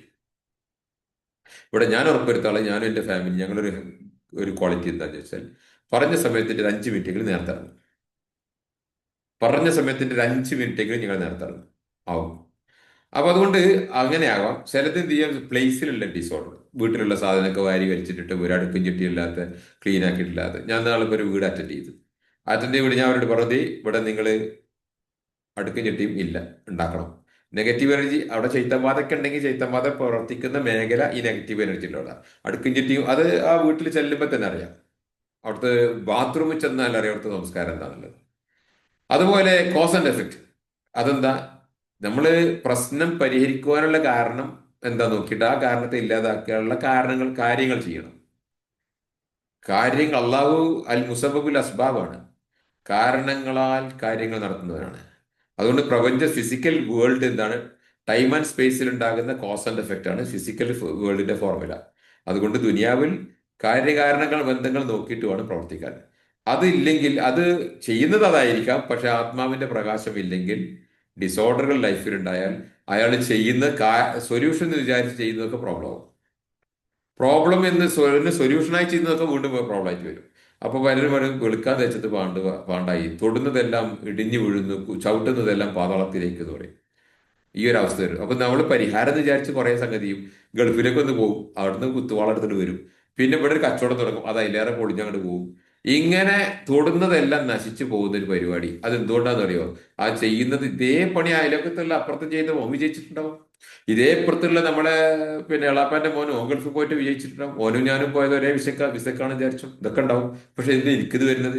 Because of the disorders in the life. അത് ഇതുമായിട്ട് കൂട്ടി വായിക്കാൻ നിങ്ങളെ കൊണ്ട് കഴിയില്ല, അത്രയും കോംപ്ലിക്കേറ്റഡ് ആയിരിക്കും. സോ അൾട്ടിമേറ്റ്ലി ഈ രീതിയിൽ ഉണ്ടാകുന്ന ടൈം ആൻഡ് സ്പേസ്, ഇതുകൊണ്ട് ആൽബർട്ട് ഐൻസ്റ്റീൻ പറഞ്ഞത്, keep away the negative people.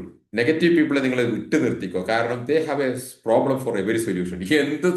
എന്ത് സൊല്യൂഷൻ അവർ നടപ്പാക്കിയാൽ അത് പ്രോബ്ലം ആയി മാറും. അല്ലെ എന്ത് സൊല്യൂഷൻ അവരോട് പറഞ്ഞു കൊടുത്താലും അതിൽ പ്രോബ്ലം അവർ കാണുള്ളൂ. അതിപ്പോ എങ്ങനെ നടക്കും, അത് അങ്ങനെയാണ് ഇങ്ങനെയാണ് മറ്റേതാണ്, ചുരുങ്ങിയത് സൈഡ് എഫക്റ്റ് ഒന്നും പറഞ്ഞിട്ടേക്കും അങ്ങനെ പരിപാടി ഉണ്ടാവും. മനസ്സിലായില്ലേ?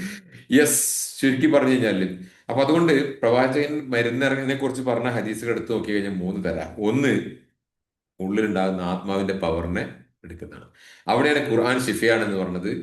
ഫഹിദ മരിത്തു ഫഹു യശ്ഫി. എനിക്ക് സുഖമില്ലാതായാൽ, എനിക്ക് രോഗബാധിതനായാൽ അള്ളാഹു എന്നെ സുഖപ്പെടുത്തുന്നു എന്ന് ഇബ്രാഹിം നബി അലൈഹി സ്വലം പറഞ്ഞത്. അത് ആത്മീയമായ ചികിത്സയാണ് ശരിക്കും. മറ്റൊരു ഹദീസിൽ പറഞ്ഞത് മാൻസലല്ലാഹു ദാഅൻ ഇല്ലാ അൻസലു ഷിഫ അലിമഹു മിൻ അലിമ ജഹിലഹു മിൻ ജഹില. അതിന്റെ അള്ളാഹ് മരുന്നിറക്കിയിട്ടുണ്ട്, അത് അറിഞ്ഞവനെ അറിഞ്ഞു, അറിയാത്തവനെ അറിയില്ല എന്ന് പറഞ്ഞപ്പോ നമ്മളെ മൊല്ലാക്കന്മാരെ വ്യാഖ്യാനം എന്താ അറിയോ? മരുന്നിറക്കിയിട്ടുണ്ടല്ലോ, അള്ളാഹു ഖുർആനിൽ പറഞ്ഞിട്ടുണ്ടല്ലോ, ഹദീസിലുണ്ടല്ലോ, ഇറക്കിയിട്ടുണ്ട്, ഞങ്ങൾ ഇസ്ലാം ശുദ്ധമാണ്, പക്ഷെ ഇത് കണ്ടുപിടിച്ചിട്ടില്ല. ഇനി ഇറ്റലി, ഫ്രാൻസ്, ജപ്പാൻ, അമേരിക്ക, ചൈനയൊക്കെ കണ്ടുപിടിച്ച് വരട്ടേതാണ് നമ്മളെ മൊല്ലാക്കന്മാര്, അറബി കോളേജിന്റെ ബൈ പ്രൊഡക്റ്റുകൾ മൊല്ലാക്കന്മാർ പ്രസംഗിക്കാറുണ്ട്. സ്റ്റുപ്പിഡിറ്റി. വിശദീകരണം ഇമാം ഇബ്നുൽ ഖയ്യിം വിശദീകരിച്ചിട്ടുണ്ട്. ആലിമഹു, ആലിമഹു, ഹു എന്ന് പറഞ്ഞ ലമീറോട് പോവും. ദാഅൻ, രോഗം എന്താണെന്നും അതിന്റെ കാരണം എന്താണെന്ന് അറിഞ്ഞവന് അതിന്റെ ശിഫ എന്താണെന്ന് അറിയാം. ഇമാം ഇബ്നുൽ ഖയ്യിമിന്റെ ജവാബുൽ കാഫിയുടെ രണ്ടാമത്തെ ചാപ്റ്റർ എടുത്തു. രണ്ടാമത്തെ ചാപ്റ്റർ. ഒന്നാമത്തെ ചാപ്റ്റർ വനുനസിലു മിനൽ ഖുർആനി മാ ഹുവ ശിഫാഉ വറഹ്മത്തുൽ ലിൽ മുഅ്മിനീൻ എന്നതാണ് ഒന്നാമത്തെ ഇതിന്റെ ചാപ്റ്ററിന്റെ വിശദീകരണം.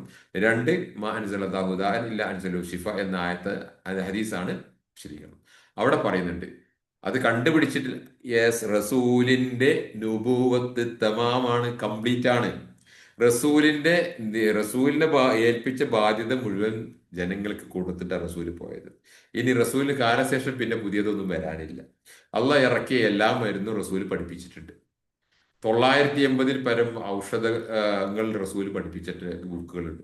980 എൻ്റെ അടുത്തുണ്ട് ബുക്ക്. മോർ ദാൻ 980 മരുന്നുകൾ റസൂൽ പഠിപ്പിച്ചിട്ടുണ്ട്. പ്രവാചക വൈദ്യത്തിൽ എഴുതിയ ഒരുപാട് ഗ്രന്ഥങ്ങളുണ്ട്. കുരിശുയുദ്ധത്തിലും പിന്നെ ഒക്കെ ഒരുപാട് ലൈബ്രറികളും ഹോസ്പിറ്റലുകളാണ് ലോകത്ത് ഏറ്റവും കൂടുതൽ തകർക്കപ്പെട്ടത്.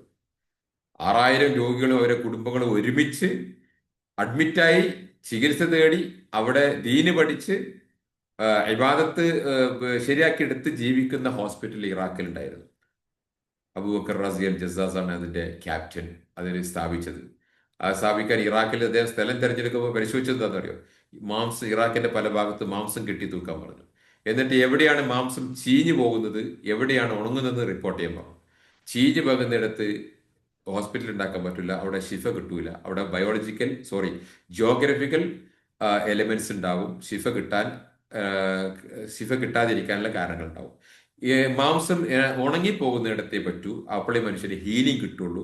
അങ്ങനെ മാംസം ഉണങ്ങിപ്പോകുന്ന സ്ഥലം കണ്ടുപിടിച്ച് അവിടെ ഈ 6000-ഓളം രോഗികളെ ചികിത്സിക്കുവാനുള്ള ഹോസ്പിറ്റലൊക്കെ നിർമ്മിച്ച കുരിശുയുദ്ധത്തിന്റെ കാലത്ത് ഏറ്റവും കൂടുതൽ ഹോസ്പിറ്റലും ലൈബ്രറികളുമാണ് തകർന്നു പോയത്. അങ്ങനെ പോയപ്പോൾ ഒരുപാട് ഗ്രന്ഥങ്ങൾ പോയി. പക്ഷേ സ്റ്റിൽ 40-ലധികം അഹ്ലുസുന്നയുടെ പണ്ഡിതന്മാരുടെ ഗ്രന്ഥം ഇന്നും പ്രവാചക വൈദ്യം എന്ന വിഷയത്തിൽ അവൈലബിൾ ആണ്. അതിൽ ഏറ്റവും ഫേമസ് ഇബ്നുൽ ഖയ്യിം, ഇമാം സുയൂത്തി, അതുപോലെ പിന്നെ ഇമാം ദഹബി പോലുള്ള പണ്ഡിതന്മാർ, പിന്നെ അബൂ നുഈം, ഒരുപാടുണ്ട് ഗ്രന്ഥങ്ങൾ. ഈ അല്ലാഹ് സഹോദരന്മാരെ, സുഹൃത്തുക്കൾ, ഇതിൽ അപ്പോൾ മറ്റൊന്ന് കറക്റ്റ് മെഡിസിൻ, രോഗത്തിന് വേണ്ടുന്ന കറക്റ്റ് മെഡിസിൻ കറക്റ്റ് അളവിൽ കറക്റ്റ് സമയത്ത് ചെന്നാൽ അള്ളാഹുവിന്റെ ഇതിനോട് രോഗം തെറിച്ചു പോകുന്നു എന്ന് പറഞ്ഞ ഹദീസുണ്ട്. അത് ഫിസിക്കൽ മെഡിസിൻ ആണ് അവിടെ പറഞ്ഞത്. ഏത്? കാരക്കയും നെല്ലിക്കയും ഇഞ്ചിയും വെള്ളുള്ളിയൊക്കെ ഉണ്ടല്ലോ. യെസ്. അപ്പോ രോഗം ഉണ്ടാവാനുള്ള കാരണം റിമൂവ് ചെയ്താൽ രോഗം പോകും എന്ന് പറഞ്ഞതാണ് ഒരു ഹദീസ്. മറ്റൊന്ന് ആത്മാവിന്റെ ഉള്ളിലുണ്ടാകുന്ന ഔഷധ ഗുണത്തെ പുറത്തേക്ക് എടുക്കുക. അതെന്താ? അത് മനുഷ്യന്റെ ഗുണങ്ങളാ. അത് വെറും തൗഹീദും പിന്നെ ഒരു മൊല്ല സംസ്കാരം മാത്രമല്ല, അത് എടുത്തു പറയാം. കാരണം എന്താ? അങ്ങനെയാണെങ്കിൽ മാപ്പിള അല്ലാത്തവരെ ശിഫ കിട്ടുമോ? കിട്ടൂല. കിട്ടുന്നില്ലേ? ഉണ്ട്. അപ്പൊ മാപ്പിള അല്ലാത്തവരെ പിന്നെ എവിടുന്ന ശിഫ കിട്ടുന്നത്? എവിടുന്ന് പറ. അപ്പൊ അതുകൊണ്ട് സങ്കുചിതമായ തൗഹീദൊക്കെ ശ്രദ്ധിക്കുന്ന ആൾക്കാർ അവരെ തൗഹീദിന്റെ മഹിമയൊക്കെ മനസ്സിലാക്കിയ ആൾക്കാർ എന്ത് ചെയ്യും? ലോകത്തിലുള്ള എല്ലാം ഈ തൗഹീദിൽ വെച്ച് കൊണ്ടുവന്നിട്ട് അതിൽ വ്യാഖ്യാനിച്ചിട്ട് എന്ത് ചെയ്യും?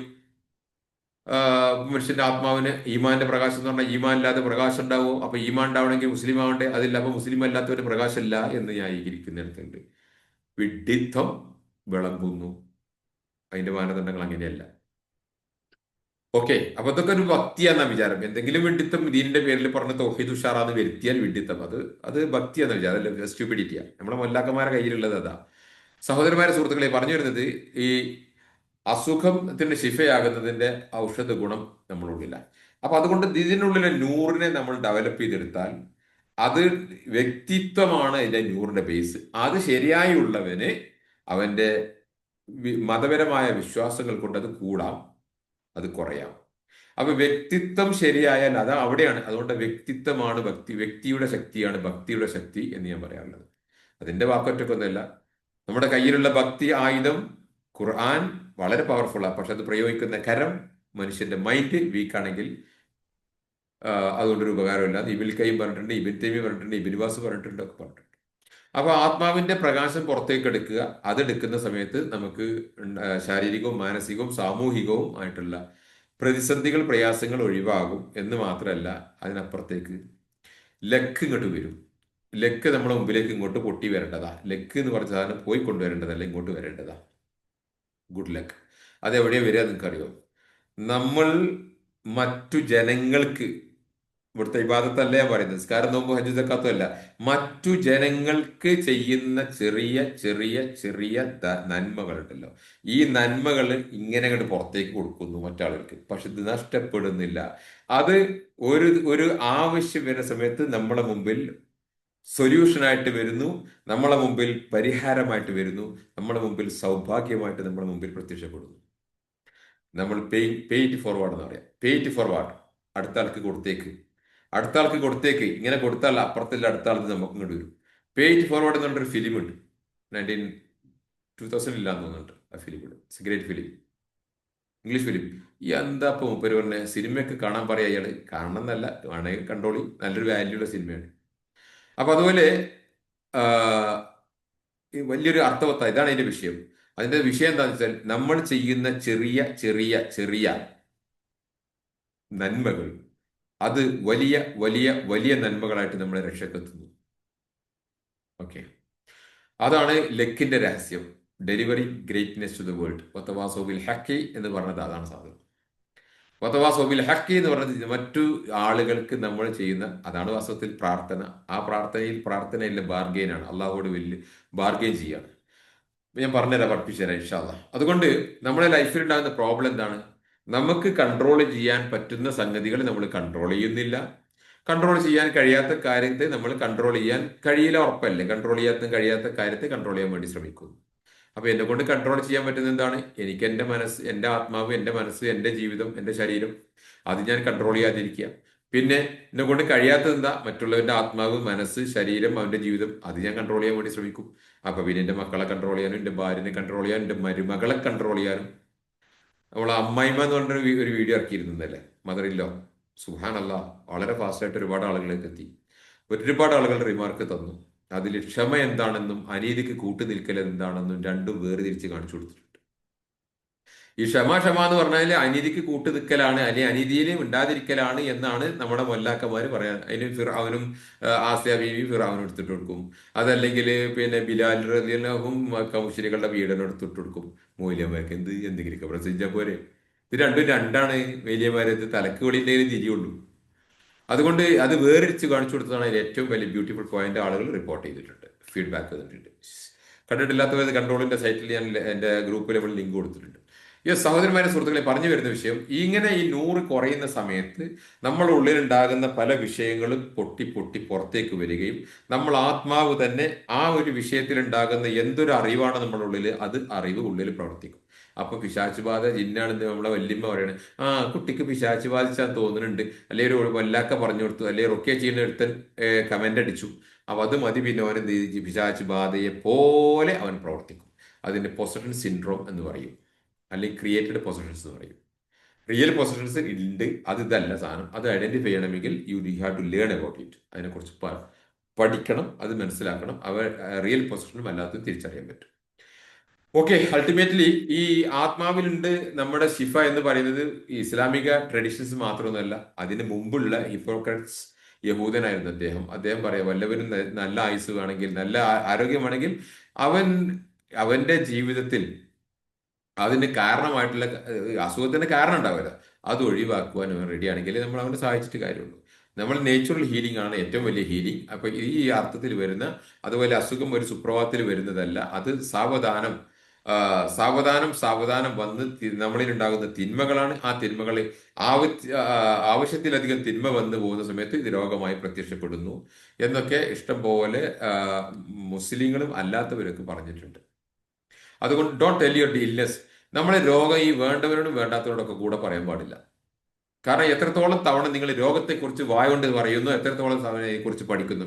രോഗത്തെക്കുറിച്ച് നിങ്ങൾ പഠിക്കുന്നിടത്തോളം കാലം രോഗം നിങ്ങൾക്ക് കൂടിക്കൊണ്ടിരിക്കും. രോഗിയാണോ, പോവുക, ടോക്കൺ എടുക്കുക, ഡോക്ടറെ നമുക്ക് രോഗമുണ്ട് എന്ന് പറഞ്ഞിട്ട്, നിങ്ങൾക്ക് വല്ല മരുന്നോ ഇഞ്ചക്ഷൻ ഉണ്ടെങ്കിൽ അടിച്ചേക്ക് എന്ന് പറഞ്ഞിട്ട് വിടുക. ഡോക്ടറെ അടുത്ത് പോകാതിരിക്കലല്ല, പിന്നെ ഡോക്ടർ നോക്കിക്കോളും. പിന്നെ ആ രോഗത്തെക്കുറിച്ചല്ല പഠിക്കേണ്ടത്, ആരോഗ്യത്തെക്കുറിച്ച് പഠിക്കുക. നിന്റെ യാത്ര മുഴുവൻ രോഗത്തിന്റെ സൈഡിലേക്കല്ല, ആരോഗ്യത്തിന്റെ സൈഡിലൂടെ പോ. സൈക്കോളജിക്കൽ പ്രോബ്ലംസ്, വിഷമവും ദുഃഖവും പേടി സങ്കടമൊക്കെ ഉണ്ടെങ്കിൽ അത് ഈ വഴിയിലൂടെ അല്ല പോകേണ്ടത്, അത് ഈ വഴിയിലൂടെ പോകും. അതിന് കാര്യമായിട്ട് ഉണ്ടാകുന്നത് സ്വന്തം പിന്നെ ഞാൻ പറഞ്ഞില്ല, റിലേഷൻഷിപ്പ് ഇഷ്യൂസിൽ അമ്മായിമ്മ പോരും, നാത്തും പോരും, മൂത്തച്ചി പോരും ഒക്കെ ഉണ്ടാകുന്നത്. അതിന് പരിഹാരം കാണണം. അത് ക്ഷമിക്ക്, അത് ക്ഷമിക്ക്, വല്യമ്മയല്ലേ, അത് വല്യമ്മ പഴഞ്ചനാണ്, അല്ലെങ്കിൽ പഴയ ജനറേഷനാണ്. ഉമ്മാനൊപ്പം മാറ്റാൻ പറ്റുമോ, തിരുത്താൻ പറ്റും, ഉമ്മാനെ അടക്കിയിരുത്താൻ പറ്റും. കെട്ടിയോന് നെട്ടലുണ്ടെങ്കിൽ, കെട്ടിയോന് നെട്ടലിൽ ഉമ്മാന്റെ നൂലുമേ നടത്താതെ ഇരുന്നാൽ മതി. ഇപ്പൊ എനിക്കറിയാം, ഇപ്പൊ ഞാൻ ഇവിടെ കൗൺസിൽ ചെയ്യുന്നൊരു ലേഡിയുണ്ട്. ഇതൊരു പച്ചപ്പാവം പെണ്ണ. ആ പെണ്ണിനെ ഉപദ്രവിച്ച്, ഈ തള്ള ഉപദ്രവിച്ചിട്ട് ആ തള്ളയുടെ മുഖം ഓർത്താൽ ഈ പെൺകുട്ടി ഇരിക്കുന്ന കസേരയിൽ നിന്ന് ഒരു 2-3 ഇഞ്ച് ഉയരത്തിലേക്ക് തെറിച്ചു വീഴും. അത്ര വലിയ കുലുക്ക. ഈ തള്ളേനെ ഓർത്താൽ മതി, തള്ളേന്റെ ഫേസ് ഓർത്താൽ മതി, അത്ര വലിയ കുലുക്കം കുലും. ഇതേ ആ തള്ള ഈ മകന്റെ ഭാര്യന്റെ അടുത്ത് ഈ ഇത് കാണിക്കുള്ളൂ, വേറെ ആളത്ത് പോലെ. മറ്റേ മകന്റെ വീട് അപ്പുറത്തുണ്ട്, അതിന്റെ അപ്പുറത്ത് വരുന്നുണ്ട്. അവിടെ വീട്ടിൽ പോയ ഒരു ദിവസത്തിൽ അപ്പുറത്ത് തള്ള അവിടെ നിൽക്കൂല, അവിടെ തിരിച്ചു വരും. എന്ത്, ഇതിന്റെ സ്റ്റുപ്പിഡിറ്റി അവിടെ നടക്കൂല, ഇതിന്റെ കിബിറ് അവിടെ നടക്കൂല. ആ മരുമക്കൾ എന്ത് ചെയ്യും, അവിടുത്തെ മരുമക്കള് അവൾ ഈ തള്ളയുടെ അനീതി ഒന്നും കൂട്ടാക്കൂല. അതുകൊണ്ട് അനീതിയാണ് നമ്മളെ തള്ളയും തന്തയും പിന്നെ വീട്ടിലുള്ള ആളുകൾ ചെയ്യുന്നതെങ്കിൽ അതിനെ എതിർക്കുക, പിന്നെ കുതർക്കം പറയെ, അനിഷ്ടം കാണിക്കുക. ഒരുപാടെങ്കിലും ഉണ്ടോ? എക്സ്ക്യൂസ് മീ, നിങ്ങൾ മ്യൂട്ട് ചെയ്ത് തിരക്കില്ല. അപ്പൊ അനീതിക്ക് സഹകരിക്കാതിരുന്നാൽ മതി, വേറൊന്നും ചെയ്യണ്ട. അത് അങ്ങനെ ആ തള്ളയും തന്തയും ആ അനീതിയാണ് നിർത്തിയേ പറ്റൂ. അവർക്ക് ജീവിച്ചു പോകണമെങ്കിൽ നിർത്തേണ്ടി വരും, നിർത്തും. അങ്ങനെ വരെ കൊണ്ട് നിർത്തിക്കാൻ പറ്റൂ. എനിവേ, ഇൻഷാ അല്ലാഹ്. അപ്പൊ പറഞ്ഞു വരുന്നത്, ഇങ്ങനെ അസുഖത്തിനുള്ള മരുന്ന്, ഏതുപോലെ നമ്മളെ ഭക്ഷണം ഉണ്ടാക്കാനുള്ള മരുന്ന് അള്ളാഹു പലതും നമ്മൾ ഭൂമിയിൽ ഇറക്കിയതുപോലെ നമ്മളെ ആത്മാവിനകത്തുള്ള മരുന്നായി മാറുവാനുള്ളത് അവിടെ ഗുണങ്ങളാണ്, സൽഗുണങ്ങളാണ്. അവിടുത്തെ തെക്കുവയല്ല, മതമല്ല എടുത്തു പറയുന്നു. കാരണം എന്താ വെച്ചാൽ ഇതെല്ലാം കൂടെ അതിൽ കൊണ്ടുപോയി അല്പജ്ഞാനം, അമിതഭക്തി അതിൽ കൊണ്ടുപോയി തളച്ചത് കൊണ്ട് യഥാർത്ഥത്തിൽ ഇതിന്റെ ട്രീറ്റ്മെന്റ് എന്താണെന്ന് ജനങ്ങൾക്ക് തിരിയാതെ പോകുന്നു. മൊല്ലമാരുടെ ആധിക്യം കൊണ്ട്, മൊല്ലമാരുടെ അധിക പ്രസംഗം കൊണ്ട് ആളുകളെ വിചാരം പുറത്ത് തെക്കുവ ഉണ്ടായാൽ അസുഖം മാറുന്ന. അല്ല, തെക്കുവ ഉണ്ടായാൽ ചുക്ക് ചപ്പായിക്കാൻ പോകുന്നില്ല. തെക്കുവ നിങ്ങൾക്ക് പിടിക്കല്ല. ഈ ദുനിയാവിലുള്ള കാര്യം നിങ്ങൾ തെക്കുവ കൊണ്ട് മാനേജ് ചെയ്യാന്ന് വിചാരിച്ചു കഴിഞ്ഞാൽ you are A stupid in the world. I M telling you, all of you, you are a stupid in the world. അപ്പൊ അള്ളാഹു ഖുറാനിൽ പറഞ്ഞിട്ടുണ്ടല്ലോ, തെക്കുവയുള്ളവർക്ക് വിശാലമായ ഉപജീവനം കൊടുക്കും. ഇതൊക്കെ കൊടുത്തു. എന്നാ ഈ തെക്കുള്ളവരെ വിശാലമായ ഉപജീവനം കിട്ടുന്ന എന്താ, തെക്ക് കൊണ്ടെന്ന് പുറത്ത് കണ്ടിറങ്ങണോ? എന്നിട്ട് ഉച്ചക്ക് വീട്ടിൽ കയറി വരുമ്പോൾ വീട്ടിൽ ഭക്ഷണം ഉണ്ടാവട്ടെ? നടക്കുവോ? ഒരു മാസത്തിനോട് പോയിക്കോ, എന്റെ കാർഡ് കയറി കണ്ട് ദാഗത്താന്നും പറഞ്ഞു കണ്ട് വീട്ടിൽ തിരിച്ചു വരുമ്പോൾ ഭക്ഷണം ഉണ്ടാകുമോ? തിരിച്ചു വരുമ്പോൾ ഭാര്യ മക്കളെയും പൊട്ടിപ്പാട് ജീവൻ പോയിട്ടുണ്ടാവും. അപ്പോൾ ഉദക്കുള്ളവർ ഭക്ഷണം അല്ല കൊണ്ടു കൊടുക്കുന്ന ഈ നിങ്ങൾ വിഡിത്തപരമായ വ്യാഖ്യാന അർത്ഥത്തിലല്ല. It's a global. തെക്കുവ കൈക്കൊള്ളുന്ന ഒരാൾക്ക്, അതുപോലെ സൂക്ഷ്മത പാലിക്കുന്ന ഒരാൾക്ക്, അയാളുടെ ജീവിതത്തിൽ മൊത്തത്തിലൊരു ധന്യതയും മൊത്തത്തിലൊരു ഐശ്വര്യം, മൊത്തത്തിൽ പ്രോബ്ലംസ് കുറവ്, ഈ അർത്ഥത്തിലാണ്. അത് അൽഹംദുലില്ലാഹ് നടന്നു നോക്കിയാൽ ഇഷ്ടംപോലെ നമ്മുടെ സമൂഹത്തിൽ കാണാൻ പറ്റും. അതുകൊണ്ട് മനസ്സിനകത്തുണ്ടാകുന്ന നമ്മളെ ആത്മാവിലുണ്ടാകുന്ന വാല്യൂസ്, ഹ്യൂമൻ വാല്യൂസ്, മനുഷ്യന്റെ ഗുണങ്ങളാണ് നമ്മുടെ ഷിഫയാകുന്നത്, അസുഖത്തിന് മരുന്നായി മാറുന്നത്. അതിൽ തന്നെ ഏറ്റവും കൂടുതലുള്ളത് അറിവ്. അറിവുകൾ കൂട്ടിക്കോ, എന്തറിവായിക്കോട്ടെ. പട്ടുനൂൽപ്പുണ്ടാക്കാനാണ് അല്ല, വേണ്ട. ആകാശത്തെ കുറിച്ചുള്ള പഠനമായിക്കോട്ടെ, വേണ്ട. ഈ ഉത്ഖനനം, എന്താ സബ്മെറൈൻ, നമ്മളെ ലൈഫായിട്ടൊന്നും ബന്ധമില്ലാത്ത അറിവായിക്കോട്ടെ. പക്ഷെ നിങ്ങൾ പുതിയ അറിവ് പഠിച്ചാൽ അവിടെ ന്യൂറോൺസ് വർക്ക് ചെയ്യും, ന്യൂറോ സൈനാപ്റ്റിക് കണക്ഷൻസ് ഉണ്ടാകും. അവിടെ എന്ന് പറയുന്ന ആ പിന്നെ ന്യൂറോ ട്രാൻസ്മിറ്റേഴ്സ് വഴി അവിടെ ഉണ്ടാകുന്ന എനർജി ഉണ്ട്. ആ എനർജിയാണ് ആത്മാവിന്റെ എനർജി. അതുകൊണ്ട് അറിവ് കൊണ്ട് ചികിത്സിക്കുക എന്നുള്ളത് ചില്ലറക്കാർ ചെയ്തതല്ല. ഇസ്ലാമിന്റെ അടിസ്ഥാനത്തിൽ ഇമാം ഷാഫി റഹിമഹുല്ലാഹി തആല ചെയ്തതാ. ഒരുപാട് ഉലമാക്കൾ ചെയ്തതാ. ഇമാം ഷാഫിയുടെ അദ്ദേഹത്തിന് പൈൽസ് ഉണ്ടായിരുന്നു. പൈൽസ് അറിയാലൊക്കെ എന്താണ്, മൂലക്കുരു എന്ന് പറയുന്നത്. അതുണ്ടായിരുന്നു. അദ്ദേഹം പ്രവാചക വൈദ്യത്തിന്റെ ഒരു ഒറ്റ ഹദീസ് പോലും പഠിക്കാത്ത ആളാ. എന്താ, മനഃപൂർവ്വം പഠിച്ചില്ല. ഹദീസ് പഠിച്ച് ബാക്കിയൊക്കെ പഠിച്ചു. പക്ഷെ ഹദീസ്, പ്രവാചക വൈദ്യത്തിന്റെ ഹദീസ് പഠിച്ച് ആർക്കെങ്കിലും മരുന്ന് പറഞ്ഞു കൊടുക്കുകയോ അതല്ലെങ്കിൽ അത് പറഞ്ഞു കൊടുത്ത് അസുഖം മാറിക്കഴിഞ്ഞാൽ എനിക്കൊരു പേരോ പ്രശസ്തിയോ വരണ്ട, 10 രൂപ ആരും തരണ്ട എന്ന് ഓർത്തിട്ട് അദ്ദേഹം ഹദീസ് പഠിച്ചില്ല. ഏതിന്റെ? പ്രവാചക വൈദ്യത്തിന്റെ. പക്ഷെ അദ്ദേഹത്തിന്റെ അസുഖം വന്ന കാരണം വന്നാൽ അത് പഠിച്ചു, ഉപയോഗിച്ചു. ഒരു രക്ഷയുണ്ടായില്ല. അദ്ദേഹത്തിന് മനസ്സിലായി, എന്റെ തലച്ചോറ് പ്രവർത്തിക്കുന്നതിലാണ്. അത് തലച്ചോറ് പ്രവർത്തിച്ച് ഊർജ്ജം ഉണ്ടാക്കണമെങ്കിൽ പുതിയ അറിവ് കിട്ടും. ഇന്നലെ പഠിച്ചതന്നെ പഠിച്ചിരിക്കും. ഞങ്ങൾ പരിവാസം അയക്കലുണ്ട് അറിയും. ഈ പരിവാസം അയച്ചിട്ട് വലിയ കാര്യമൊന്നുമില്ല. ആ പരിവാസിലെല്ലാം എങ്ങനെ കിട്ടുന്നതിന്റെ അപ്പുറത്തേക്ക് ഒരു ചുക്കും കിട്ടൂലോടോ നിങ്ങൾക്ക്. ആ വിഷയാധിഷ്ഠിതമായിട്ട് എഴുതപ്പെട്ട ഗ്രന്ഥങ്ങൾ വായിക്കുക, അപ്പോഴേ കിട്ടുള്ളൂ. പരിവാസം വായിച്ചു എന്നുണ്ടെങ്കിൽ ഒരു പരിപാടി ഉണ്ടാവും. ചുരുക്കി പറഞ്ഞ പുതിയ പുതിയ അറിവുകൾ പഠിച്ചാൽ, അദ്ദേഹം എന്ത് ചെയ്തു? ഇമാം ഷാഫി ദീനിന്റെ ഒരു പഠിച്ചിട്ടില്ലാത്ത ഒരു മസ്അല, ഒരു ടോപ്പിക് എടുത്തിട്ട് അദ്ദേഹം അങ്ങോട്ട് പഠിച്ചു. വിത്തിൻ ഫ്യൂ വീക്സ് അദ്ദേഹത്തിന്റെ പൈൽസ് പോയി. അതുകൊണ്ട് ഏറ്റവും കൂടുതൽ നിങ്ങൾക്ക് ശമന ഔഷധ ഗുണം ഉള്ളിൽ നിന്നുണ്ടാവുന്നത് നോളേജ്. 2 ഹോപ്പ്, പ്രതീക്ഷ. 3 പേഷ്യൻസ്. 4 attention, effort. ഈ സംഗതി. അപ്പോ സക്സസ് ഓറിയന്റഡ് വാല്യൂസ്, വിജയിക്കാൻ നേടുന്ന മോട്ടിവേഷണൽ സക്സസ് ഓറിയന്റഡ് വാല്യൂസ്, വിജയത്തിലേക്ക് എത്തിപ്പിക്കുന്ന ഗുണങ്ങളുണ്ട്. എയിം, ലക്ഷ്യം, mission, vision, target, focus, determination, volition. ഇതുപോലുള്ള വാല്യൂസ് നിങ്ങളിൽ ഡെവലപ്പ് ചെയ്താൽ അതാണ് മരുന്ന്. അതാണ് ശൈത്താനെ ഓടിക്കും. വലോക്കാന കാഫിർ, നിങ്ങളൊരു കാഫിറാണെങ്കിലും ഈ സാധനം വരുന്നത് ശൈത്താൻ ഓടും. നിങ്ങൾ ഒറ്റ ആയത്ത് കുറിച്ച് നിങ്ങൾ കാഫിറാന്ന് വിചാരിച്ചോ, എന്നാൽ ഈ പറഞ്ഞ വാല്യൂസ് ഓടിക്കഴിഞ്ഞാൽ ശൈത്താന്മാര് പെമ്പ കിടക്കും. ഇതാണ് മനുഷ്യന്റെ മൈൻഡിന്റെ സെറ്റപ്പ്. അതുകൊണ്ട് success oriented values, knowledge, new new new situation, new people, new thinking, new smell, new taste, new new new new. അതുകൊണ്ട് പുതിയ വർക്കിലൂടെ, പുതിയ കാര്യങ്ങളിലൂടെ ബ്രെയിൻ സ്കില്ല് വർദ്ധിപ്പിക്കുക. ശരീരത്തിൽ അങ്ങനെ ന്യൂറോ ഡൈവേർജൻസ്, ന്യൂറോ പ്ലാസ്റ്റിസിറ്റി, കൂടുതൽ ന്യൂറോൺസ് തമ്മിൽ കണക്ട് ചെയ്യിച്ചിട്ട് വർക്ക് ചെയ്യിക്കുക. ഒപ്പം മസിൽ റിക്രൂട്ട്മെന്റ്. അതെന്താ? ഫിസിക്കൽ ബോഡിയെ വർക്ക് ചെയ്യിച്ചിട്ട് നമ്മളെ ന്യൂറോൺ സിസ്റ്റത്തിലെ, നമ്മൾ ന്യൂറോളജിക്കൽ സിസ്റ്റത്തിലേക്ക് കൂടുതൽ മസിൽസിനെ കണക്ട് ചെയ്യുക. അപ്പൊ എന്തായി? എന്റെ തലച്ചോറും വർക്ക് ചെയ്ത് വരും, എന്റെ ബോഡിയും വർക്ക് ചെയ്തു. ഇത് രണ്ടിലുമാണ് ഗുണങ്ങൾ. അത് എൻ്റെ വാല്യൂസ്, എൻ്റെ ഹ്യൂമൻ വാല്യൂസ്, മാനുഷിക ഗുണങ്ങൾ. മതപരമായിട്ടുള്ള കാര്യമല്ലേ ഞാൻ പറയുന്നത്. തൗഹീദും തവക്കുലും തവജ്ജുഹും ഇഖ്ലാസും ഒന്നും അല്ല ഞാനീ പറയുന്നത്. അതെല്ലാം റിലീജിയസ് ക്വാളിറ്റീസ് ആണ്. ഞാൻ പറയുന്നത് പ്രതീക്ഷ, ഗ്രാറ്റിറ്റ്യൂഡ്, നന്ദി, വിട്ടുവീഴ്ച, അനുകമ്പ, ഹോപ്പ്, പ്രതീക്ഷ, അതുപോലെ പോസിറ്റീവ് തോട്ട് തിങ്കിങ്. ഇങ്ങനെ കുറെ സാധനമുണ്ട്. ഇതിലൂടെയാണ് ഇതെല്ലാം വളർന്നു വരിക. ഇതില്ലവന് അവന്റെ തെക്കുവയും തവജ്ജുഹും ഇഖ്ലാസും ഒക്കെ ഉപകാരപ്പെടും. അതില്ലാത്തവന് ഇറ്റ്സ് എ വേസ്റ്റ്. ഒരു മൊല്ലാക്ക ആയിട്ട് വേസ്റ്റ് ആക്കുക, അത് തള്ളിയ മതി. അതുകൊണ്ട് ഇതിനകത്തുള്ള പ്രകാശത്തിന് മൂടിയിടുന്ന നമ്മളെ വാല്യൂസ്, വിഷമം, ദുഃഖം, പേടി, സങ്കടം, നിരാശ, അസൂയ, പക, കുശുമ്പ് ഇതെല്ലാം ഫ്രീ ആക്കി കൊടുത്താൽ മൈൻഡിന്റെ ആ പ്രകാശം പുറത്തു വരും. അതിനെ പിന്നെ വലിയ പവറാക്കി പുറത്തേക്ക് പ്രൊജക്റ്റ് ചെയ്യുന്നത് നമ്മളെ പ്രൊജക്ടർ തലയാണ്. തിങ്കിങ്. ആ തിങ്കിങ്ങിൽ സ്ട്രെസ് ഇല്ലാത്ത തിങ്കിങ് ആയിരിക്കണം. കാം, ക്വയറ്റ്, കൂളായിട്ടുള്ള തിങ്കിങ് ആയിരിക്കണം.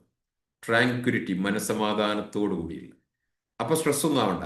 അതോട് കൂടിയിട്ട് ഈ സാധനം ഭയങ്കരമായ ഉയരങ്ങളിലേക്ക്, അള്ളാഹുവിന്റെ വലിയ കലാകതിന്റെ സംവിധാനങ്ങളിലേക്ക്, ഉയർന്ന ലക്കിലേക്കാണ് ഇത് പോയിട്ട് സെറ്റ് ആവുക. അതാണ് നമ്മുടെ ലൈഫിലേക്ക് ഇറങ്ങി വരുന്നത്. അത് ഓരോ കുഞ്ഞും ഈ ക്വാളിറ്റിയോട് കൂടിയാണ് ജനിക്കുന്നത്. അവനെ പിന്നെ യഹൂദനും ക്രിസ്ത്യാനിയും മജൂസിയും ആക്കുന്നത് മാതാപിതാക്കൾ എന്ന് പറഞ്ഞ ഹദീസ് കേട്ടിട്ടില്ലേ? അതിന്റെ എക്സ്റ്റൻഷൻ ഞാൻ പറയുന്നത്. അവനെ പിന്നെ മൊബൈൽ അഡിക്റ്റുകാരനും, പറഞ്ഞാ കേൾക്കാത്തവനും, വൃത്തികെട്ടവനും, പ്രേമിക്കുന്നവനും, കള്ളുകാരനും, കഞ്ചാവുകാരനും ആക്കുന്നത് തന്തയും തള്ളയും. തന്തേന്റെ വീട്ടിലുണ്ടാവും ഒരു തള്ളയും തന്തയും, തള്ളേന്റെ വീട്ടിലുണ്ടാവും ഒരു തന്തയും തള്ളയും, പിന്നെ എളാപ്പ, മൂത്താപ്പ, അമ്മായി, മൂത്തമ്മ, ഇളയമ്മ, പിന്നെ പഠിപ്പിനെ മൊല്ലാക്കി. ഒരു 10-12 ഉള്ളിൽ നിന്ന് ഒരു കുട്ടി രക്ഷപ്പെടുക വല്ലാഹില്ലോ ഭാഗ്യമാണ്. അതെന്താ?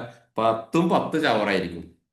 13-ാം ക്ലാസ് തോറ്റതുണ്ടാവും, സ്കൂളിൽ തന്നെ പോകാത്തതുണ്ടാവും. ഈ വല്ലിപ്പാന്റെയും വല്യമ്മാന്റെയും ഈ വാപ്പാന്റെയും ഉമ്മാന്റെയും പോലെ മതമൂല്യം എന്താ?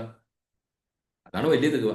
ആപ്പിമ്മി എങ്ങനെയാണോ അങ്ങനെയാണ് മക്കള്. അതിൻ്റെയാണ് അവരുടെ ഇമാജിനായിരിക്കണം മരുമക്കള്, ഇമാജിനായിരിക്കണം പേരമക്കള്. എന്നാൽ വളർന്നു വരുന്ന, ഉയർന്നു വരുന്ന ഈ സാധനത്തിനെ ഒരു കാനിൽ പിടിച്ചാക്കിയതൊക്കെ കൂടെ കൊളാവും, നശിക്കും. അതുകൊണ്ട് മക്കളുടെ കൂടെ മാതാപിതാക്കളുടെ കൂടെ അവരുടെ മാതാപിതാക്കൾ, അവരുടെ കൂടെ പുതിയ തലമുറയോടൊപ്പം സഞ്ചരിക്കലാണ്. അതേ നമുക്ക് നടക്കൂ. അതേ ഉള്ളൂ ഇസ്ലാമിലുള്ളത്. പുതിയ തലമുറയോടൊപ്പം പോലെ. കാരണം മനുഷ്യന്മാർ വളരാണ്, പ്രപഞ്ചം വികസിക്കുകയാണ്. ജീവിതം മുന്നോട്ടാ പോണേ, ബാക്കോട്ടല്ല. ഖലീൽ ഗിബ്രാൻ പറഞ്ഞതുപോലെ ജീവിതം മുന്നോട്ടാ പോണേ, ബാക്കോട്ടല്ല. അത് പുതിയ പുതിയ തലമുറയെ പിടിച്ച് പഴയ തലമുറയുടെ ആ കുശുമ്പിലും അവരുടെ ആ പോരിലേക്ക് ഒതുക്കിയാൽ അവരാണ് വിഡ്ഢി. അതിന് ഹദീസും പറഞ്ഞു കൊടുക്കണ മൊല്ലാക്കിയും ഈ മൊല്ലാക്കാന്റെ സിംഗടിയായിട്ടുള്ള മക്കളും വിഡ്ഢിത്തത്തിന്റെ ആഴം. നിങ്ങൾക്ക് സൊല്യൂഷൻ വേണം. ഈ ജാതി ചവറുകളൊക്കെ വലിച്ചെറിഞ്ഞിട്ട് ശരിയാം വണ്ണം നിങ്ങളുടെ ജീവിതത്തിലെ അന്തരീക്ഷം ശരിയാക്കി എടുക്കുക. അപ്പൊ നമ്മളെ മക്കള് യഹൂദനും ക്രിസ്ത്യാനിയും മജൂസിയും കള്ളടിക്കും കഞ്ചാവ് അടിക്കും ഒന്നും ആയിട്ട് അത് ശരിക്കും വളർന്നു വരും. അതുകൊണ്ട് മക്കൾക്ക് പിന്നെ നിങ്ങൾ അനുസരണക്കേടും മറ്റു പറയുന്നുണ്ടെങ്കിൽ നീ സൂക്ഷിച്ചോ, നിങ്ങളെ മക്കളെ കുറ്റം പറയാം. You are responsible for it. നിങ്ങളും നിങ്ങളെ വളർത്തിയവരായിരിക്കും ഉത്തരവാദി. അതുകൊണ്ട് യു ചേഞ്ച് യുവർ സെൽഫ്. അത് മാത്രമേ ഇതിന് സൊല്യൂഷൻ ഉള്ളൂ.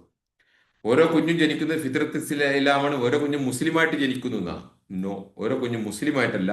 ഓരോ കുഞ്ഞും ഇസ്ലാം എന്താ, ഈമാൻ എന്താന്നൊക്കെ മനസ്സിലാക്കി അത് ഷഹാത്ത് ചെല്ലുമ്പോഴാണ് അവൻ മുസ്ലിമാകുന്നത്. അതാകാനുള്ള പ്രായം, പക്വതയും ബുദ്ധിയൊക്കെ 12, 15, 16, 20 വരും. അതുവരെ അവൻ ആ ജന്മശുദ്ധിയിലാണ്. അവൻ ആ ജന്മശുദ്ധി കളങ്കപ്പെടുത്താതെ അവനെ വളർത്തിക്കൊണ്ടുവന്നാൽ, അവൻ ബുദ്ധി വെച്ച് അവന്റെ ബോധം വന്നു കഴിഞ്ഞാൽ അവന് ലോകത്ത് ഏത് മതം നിങ്ങൾ കാണിച്ചു കൊടുത്താലും അവൻ ഇസ്ലാമിനെ സ്വീകരിക്കൂ. അതാണ് അവന്റെ ജന്മശുദ്ധി റീറ്റെയിൻ ചെയ്തതിന്റെ. അങ്ങനെയാണ് ഷെയ്ഖുൽ ഇസ്ലാം ഇബ്നു തൈമിയ്യ, ഇബ്നുൽ ഖയ്യിം പോലെയുള്ള ആലിമീങ്ങൾ പറഞ്ഞത്. പക്ഷെ നമ്മളെ വല്ലാക്കന്മാര് എല്ലാ കുഞ്ഞും മുസ്ലിമായിട്ടാണ് ജനിക്കുന്നത്, പിന്നെ കാഫിറായി, പിന്നെ ഇസ്ലാമം സ്വീകരിച്ച പോലെ റിവേർട്ടായി. എന്തോ വലിയ സംഭവമല്ല റിവേർട്ട്. ഇതൊക്കെ ഒരു ചടങ്ങടോ. റിവേർട്ടും ഗിവേർട്ടും ഒന്നല്ല. He accepted Islam, that's all it is. Or റിവേർട്ടാണ്. ഇതൊക്കെ ഓരോ വ്യാഖ്യാനം. സ്റ്റുപ്പിഡ്, പൊട്ടത്തനാണ് ആൾക്കാർ. അതുകൊണ്ട് ഈ ജന്മസിദ്ധമായ അറിവ്, കഴിവ്, ഗുണങ്ങൾ എന്ന് പറഞ്ഞത് എന്താണെന്നറിയോ സഹോദരന്മാരെ, സുഹൃത്തുക്കൾ? ഞാൻ നിങ്ങളോട് സംസാരിക്കുന്ന ട്യൂണ് പക്ഷെ നിങ്ങൾക്ക് പ്രയാസം ഉണ്ടെങ്കിൽ ക്ഷമിക്കണം. പക്ഷേ സോറി, ഞാനിതിന്റെ വേദനയാണ് പുറത്തു വരുന്നത്. എന്തിന്റെ? ഈ ഫാമിലി ഡിസ്കോർഡിന്റെ വേദനയാണ് ഇതിൽ നിന്ന് പുറത്തു വരുന്നത്. അത് ഞാൻ എൻ്റെ വീട്ടിലുള്ള അനുഭവിച്ചതല്ല. എൻ്റെ പേഷ്യൻസിന്റെ വേദനയാണിത് ഇതിലൂടെ വരുന്നത്. എൻ്റെ പേഷ്യൻസിന്റെ വേദന ഞാൻ ഇന്ന് പോലും അറ്റൻഡ് ചെയ്ത കേസിലുണ്ട്. ആ വേദനയാണ് എൻ്റെ വാക്കുകളിലൂടെ നിങ്ങൾ വരുന്നത്. ഞാൻ ഒരു പരുഷ സ്വഭാവക്കാരനല്ല. പക്ഷെ അതേസമയത്ത് നിങ്ങളോട് സംസാരിക്കുമ്പോൾ നിങ്ങൾക്ക് അത് തോന്നുന്നുണ്ടെങ്കിൽ sorry, this is not my emotion of the patience. Okay. അപ്പോ ഓരോ കുഞ്ഞും ജനിക്കുമ്പോൾ ആ ജന്മസിദ്ധമായ അറിവും, ഒരു പശുക്കുട്ടിയൊക്കെ ജനിക്കുമ്പോൾ അതിനെ അമിഞ്ഞപ്പാൽ എവിടെയെന്ന് അറിയുന്നത് അതിന്റെ ജന്മസിദ്ധമായ അറിവുണ്ട്. അങ്ങനെ നമ്മുടെ ഉള്ളിലുണ്ടാകുന്ന സൽഗുണങ്ങളെ വളർത്തിയെടുത്താൽ അതാണ് നമുക്ക് കാരുണ്യത്തിലേക്കും ഇതെത്തുക. അതല്ലെങ്കിലോ ദുർഗുണങ്ങൾ വളർത്തിയെടുത്താൽ ഹിറ്റ്ലറിന്റെ മോഡലിലേക്ക് അങ്ങോട്ടും പോകും.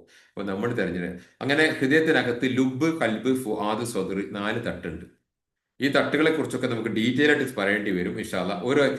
ഒന്ന് രണ്ട് എക്സാമ്പിൾ ഞാൻ പറയാം. ജന്മസിദ്ധമായ ലുബ് എന്ന് പറഞ്ഞാൽ നമ്മുടെ ഉള്ളിലുണ്ടാകുന്ന വാല്യൂസ്. ഉദാഹരണം, ഫീലിംഗ് ഡിസ്റ്റർബ്ഡ് ബൈ ഇൻജസ്റ്റിസ്. അനീതി കണ്ടാൽ നമുക്കൊരു അസ്വസ്ഥത തോന്നൂലേ? ഒരു അനീതി എവിടെ കണ്ടാലും നമുക്കൊരു അസ്വസ്ഥത തോന്നൂലേ? ഒരു മൃഗം മറ്റൊരു മൃഗത്തെ വേട്ടയാടി പിടിക്കുമ്പോൾ ഒരു മാന്യമായ പിടുത്താണെങ്കിൽ നമുക്കത് മനസ്സിലാവും. അതല്ലെങ്കിൽ ഇല്ലേ, ഒരു ഒരു പാമ്പ് ഒരു തവളയെ പിടിച്ചിരുന്നാൽ പോലും ഒരു ഇൻജസ്റ്റിസ് തോന്നും. അപ്പൊ ഇൻജസ്റ്റിസ് കണ്ടാൽ, ഇനിയിപ്പോ പാമ്പ് തവളയെ പിടിക്കുന്ന അനീതിയാണോ എന്ന് ചോദിച്ചിട്ട് വേറെ PM കോണ്ടാക്ട് ചെയ്യാൻ നിൽക്കണ്ട. ഞാൻ എക്സാമ്പിളാ പറഞ്ഞത്. അത് അവരുടെ ലൈഫ് സൈക്കിൾ, ചക്രം നിലനിൽക്കാനുള്ള സംവിധാനം. പക്ഷെ അനീതി കണ്ടാൽ നമുക്ക് ചൊറിച്ചിൽ വരും. ഒരു നുണ, അത് ഒരു പ്രേരണ കൊണ്ടാണ് നുണ പറയുക, നുണ കേൾക്കുക ഒക്കെ ചെയ്യുന്നത്. നമുക്ക് എന്ത് ചെയ്യും? അത് ഒരു അനിഷ്ടം വരും.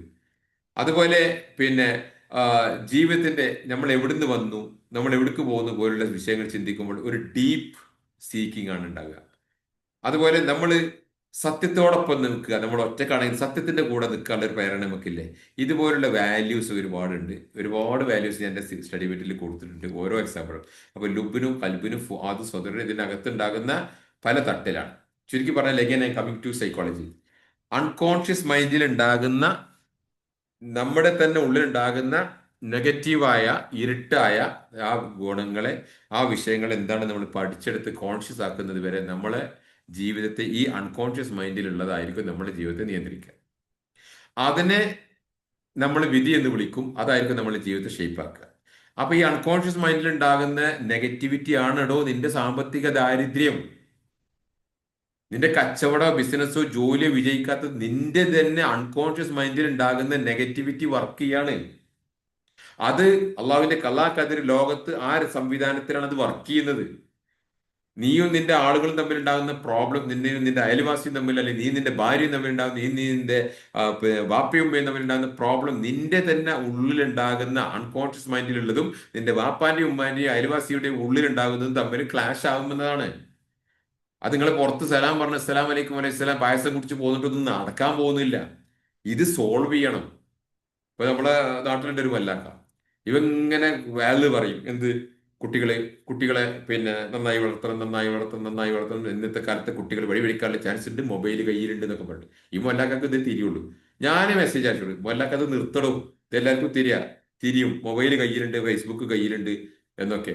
പക്ഷെ ഈ കുട്ടിയുടെ പ്രോബ്ലം എന്താന്ന് പഠിച്ച് മനസ്സിലാക്കുക. ഒരു കുട്ടി പിഴക്കുന്നുണ്ടെങ്കിൽ അവന്റെ പ്രോബ്ലം എന്താന്ന് അക്കുട്ടിയിൽ നിന്ന് പഠിച്ച് മനസ്സിലാക്കുക. അധികം ഒരു 90% അക്കുട്ടിയിലല്ല പ്രോബ്ലം. ആ കുട്ടിയെ നശിപ്പിക്കുന്ന സ്വന്തം തന്തയും തള്ളയും, തന്തന്റെ വീട്ടിലെ തന്തയും തള്ളയും, തള്ളന്റെ വീട്ടിലെ തന്തയും തള്ളയും ആണ്. അഗ്രീഡ്? അല്ല, കുട്ടികളെ പോയി പഠിച്ചു നോക്ക്. അതുകൊണ്ടാണ്. അതുകൊണ്ട് ഇതിൽ നിന്ന് മൊത്തത്തിൽ ഒരു കം ഔട്ട് ചെയ്യുക എങ്ങനെയാണ്? അതുകൊണ്ട് അൺകോൺഷ്യസ് മൈൻഡിൽ ഉണ്ടാകുന്ന നെഗറ്റിവിറ്റിയെ നിങ്ങൾ ഒഴിവാക്കുവാൻ നിങ്ങൾ അതിന്റെ സ്റ്റെപ്പുകൾ എന്താണെന്നുണ്ടെങ്കിൽ അതിൽ ബെസ്റ്റ് സ്റ്റെപ്പാണ് അത് അറിയുന്നവരത്തോട് ചോദിക്കുക. അതിനാണ് ഈ കൗൺസിലിങ്ങും ക്ലാസ്സും ഉപദേശവും ഒക്കെ ഉണ്ട്. ഇങ്ങനെ കേട്ടിട്ട് ഇങ്ങനെ വലിയ കാര്യമൊന്നുമില്ല. ഇങ്ങനെ കേട്ടതൊക്കെ ഉള്ളിലടെ കിടക്കും. അതുകൊണ്ട് അൺകോൺഷ്യസ് മൈൻഡിലുള്ളതിന് എന്താണ് കോൺഷ്യസ് ആക്കി കൊണ്ടുപോവാ. രണ്ട്, നമ്മളെ ബ്രെയിൻ പവർ കൂട്ടിക്കൊണ്ടുപോവാ, ബ്രെയിൻ സ്കിൽ. മൂന്ന്, നമ്മളെ മസിൽ റിക്രൂട്ട്മെന്റും ബോഡിയും മൈൻഡും തമ്മിൽ ഉണ്ടാകുന്ന അത് ഫിസിക്കൽ വർക്ക് ചെയ്തിട്ടാണ്. അതുകൊണ്ടാണ് നമ്മൾ പറയുക, ഏത് ഫിസിക്കൽ പ്രോബ്ലംസ് ആയാലും സൈക്കോളജിക്കൽ പ്രോബ്ലംസ് ആയാലും ഞാൻ എന്ത് ചെയ്യலாம், ഈ എല്ലാം കൂടെ അവരെ കൊണ്ട് ചെയ്യിക്കും. ഫിസിക്കൽ വർക്കൗട്ട് തുടങ്ങിക്ക് തന്നെ ചെയ്യും. ശരിക്കും എത്ര ഇന്നലെ ചെയ്തോ, ഇന്ന് ചെയ്തോ, എത്ര റെപ്പ് ചെയ്ത്, എത്ര സെറ്റ് ഇതൊക്കെ ചോദിച്ചിട്ട് തന്നെ എടുക്കും. അതുപോലെ ഒരു ഫുഡ് കൺട്രോളിങ്, ഇങ്ങനെ ഒരു ഓവറോൾ ചേഞ്ച് മാത്രമേ നടക്കൂ. അല്ലാതെ മാനസികമായിട്ടുള്ള പ്രയാസം ഉണ്ടെന്നുണ്ടെങ്കിൽ അത് തൽക്കാലം ആ ഇതുവരെ പോകുന്ന ലൈഫ് സ്റ്റൈലിൽ തന്നെ പോയിട്ട് മാറാൻ കുറച്ച് ബുദ്ധിമുട്ടാണ്. ഒരു ഓവറോൾ ചേഞ്ച് വളരെ ഇമ്പോർട്ടൻ്റ്. അതിൽ ഒന്നാമത്തെ ചേഞ്ച് വേണമെങ്കിൽ നിങ്ങൾ സ്റ്റാർട്ട് ചെയ്യേണ്ടത് നിങ്ങളുടെ സമയത്തിലാണ്. ആത്മീയതയ്ക്ക് 1 മണിക്കൂർ നമുക്ക് കൊടുക്കേണ്ടി വരും. രണ്ട്, പുതിയ പുതിയ അറിവ് പഠിക്കുവാൻ 1 മണിക്കൂറെങ്കിലും കൊടുക്കണം. തന്റെ ശരീരത്തെ വർക്കൗട്ട് ചെയ്യുവാൻ 1 മണിക്കൂറെങ്കിലും കൊടുക്കണം. തന്റെ ഭാര്യയുമായിട്ട് അല്ലെങ്കിൽ ഇണയുമായിട്ട് അല്ലെങ്കിൽ വീട്ടിലുള്ളവരുമായിട്ട് മനസ്സ് തുറന്ന് സംസാരിക്കുവാനും ചിരിക്കാനും കളിക്കാനും 1 മണിക്കൂർ വേണം. നമ്മുടെ ജീവിതത്തിൽ സന്തോഷം കണ്ടെത്തുവാൻ 1 മണിക്കൂർ വേണം. ഞാൻ പറയാലോ, എനിക്ക് ബോഡി ടയേർഡ് ആയാൽ ഞാൻ ചെയ്യുന്നൊരു പണി എന്താണെന്ന് അറിയോ? ഞാൻ ഒരു ബോക്സിങ്ങിന്റെ വീഡിയോകൾ കാണും. അത് ടോണി ജെയോ, പിന്നെ അല്ലെങ്കിൽ ജാക്കി ജാനോ, അല്ലെങ്കിൽ ആരുടെങ്കിലും എടുത്ത് കാണും, ബ്രൂസിലിന്റെ ഒക്കെ എടുത്ത് കാണും. നല്ലൊരു കരാട്ടെ ബോക്സിംഗ് കാണും.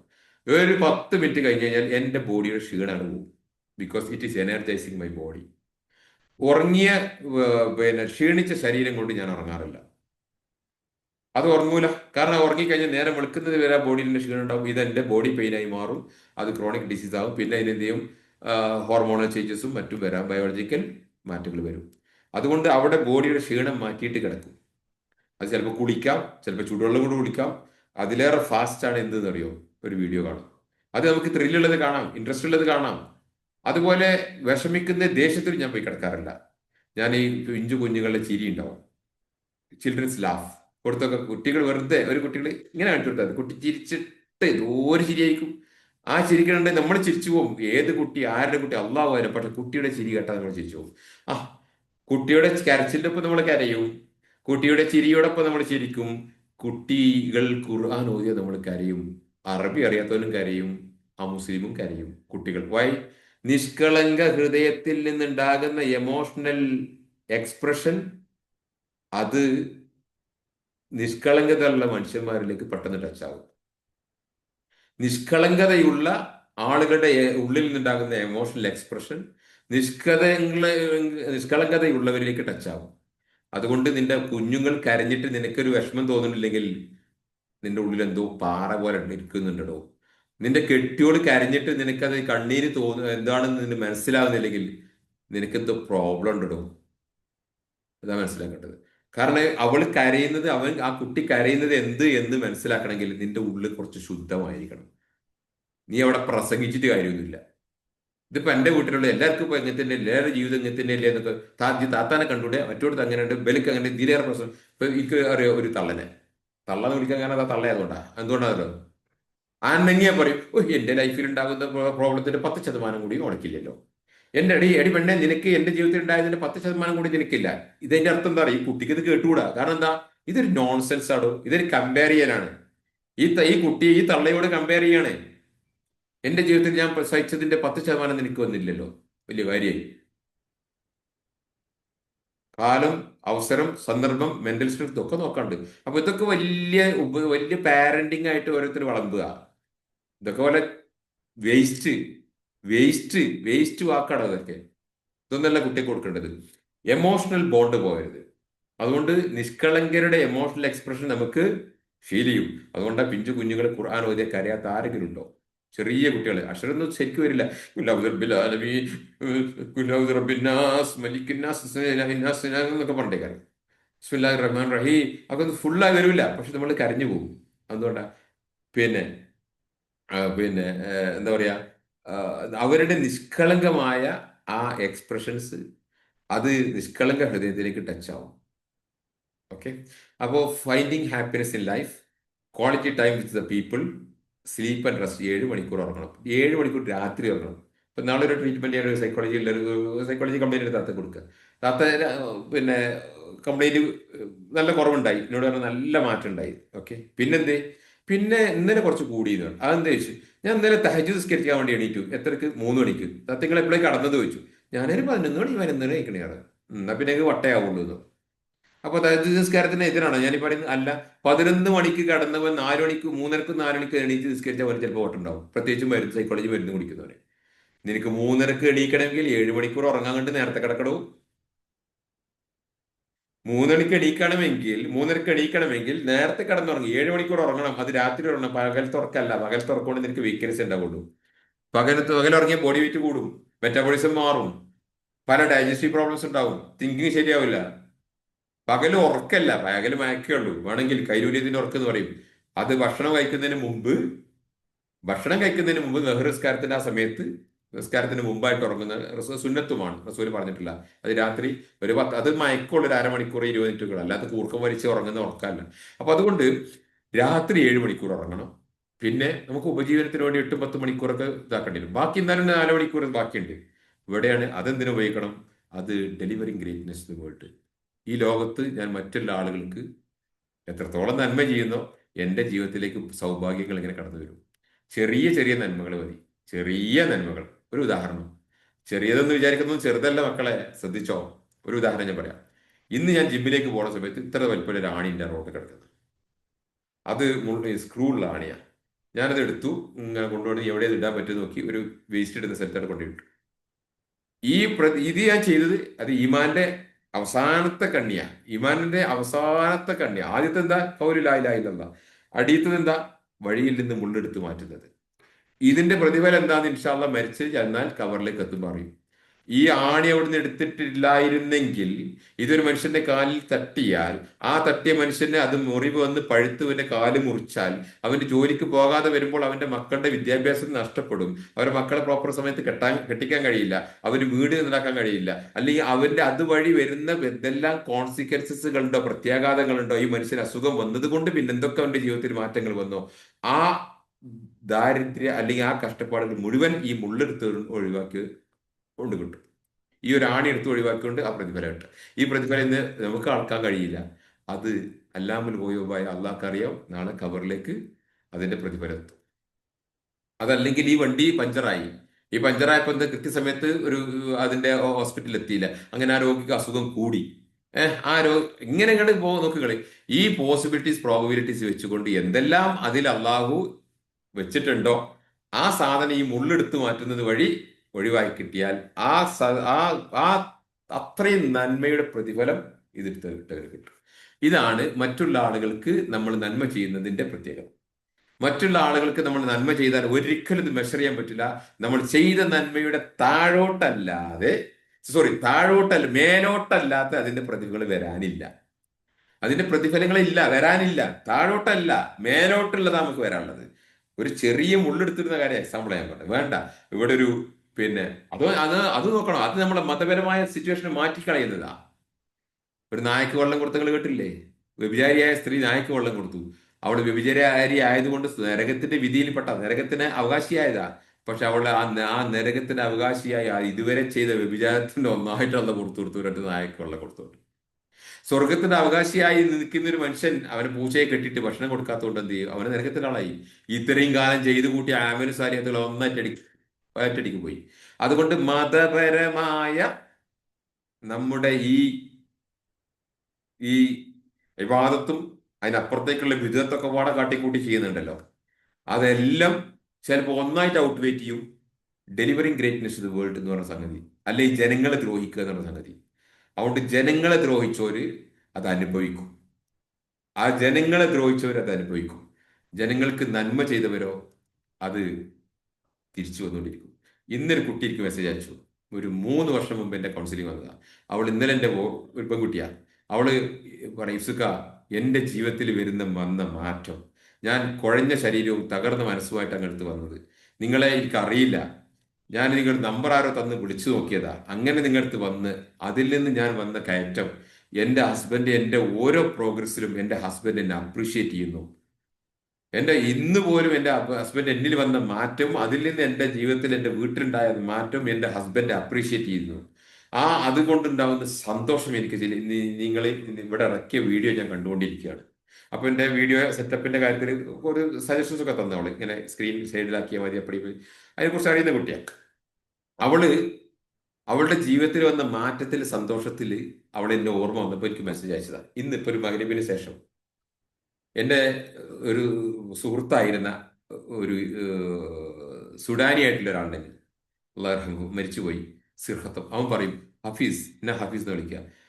ആളുകൾ നല്ലത് ചെയ്യുമ്പോൾ, ആളുകൾ നല്ലത് പറയുമ്പോൾ, ആളുകൾക്ക് നല്ലത് ഇബാദത്തോ ഖുർആനോ ക്ലാസ്സോ, ഇങ്ങനെ നല്ല സദസ്സിൽ ആളുകൾ നിന്നെ ഓർക്കുന്നെങ്കിൽ അള്ളാഹു നിനക്ക് തരുന്ന വലിയ മഹത്വം അതാണ്, ബഹുമതിയാണത്.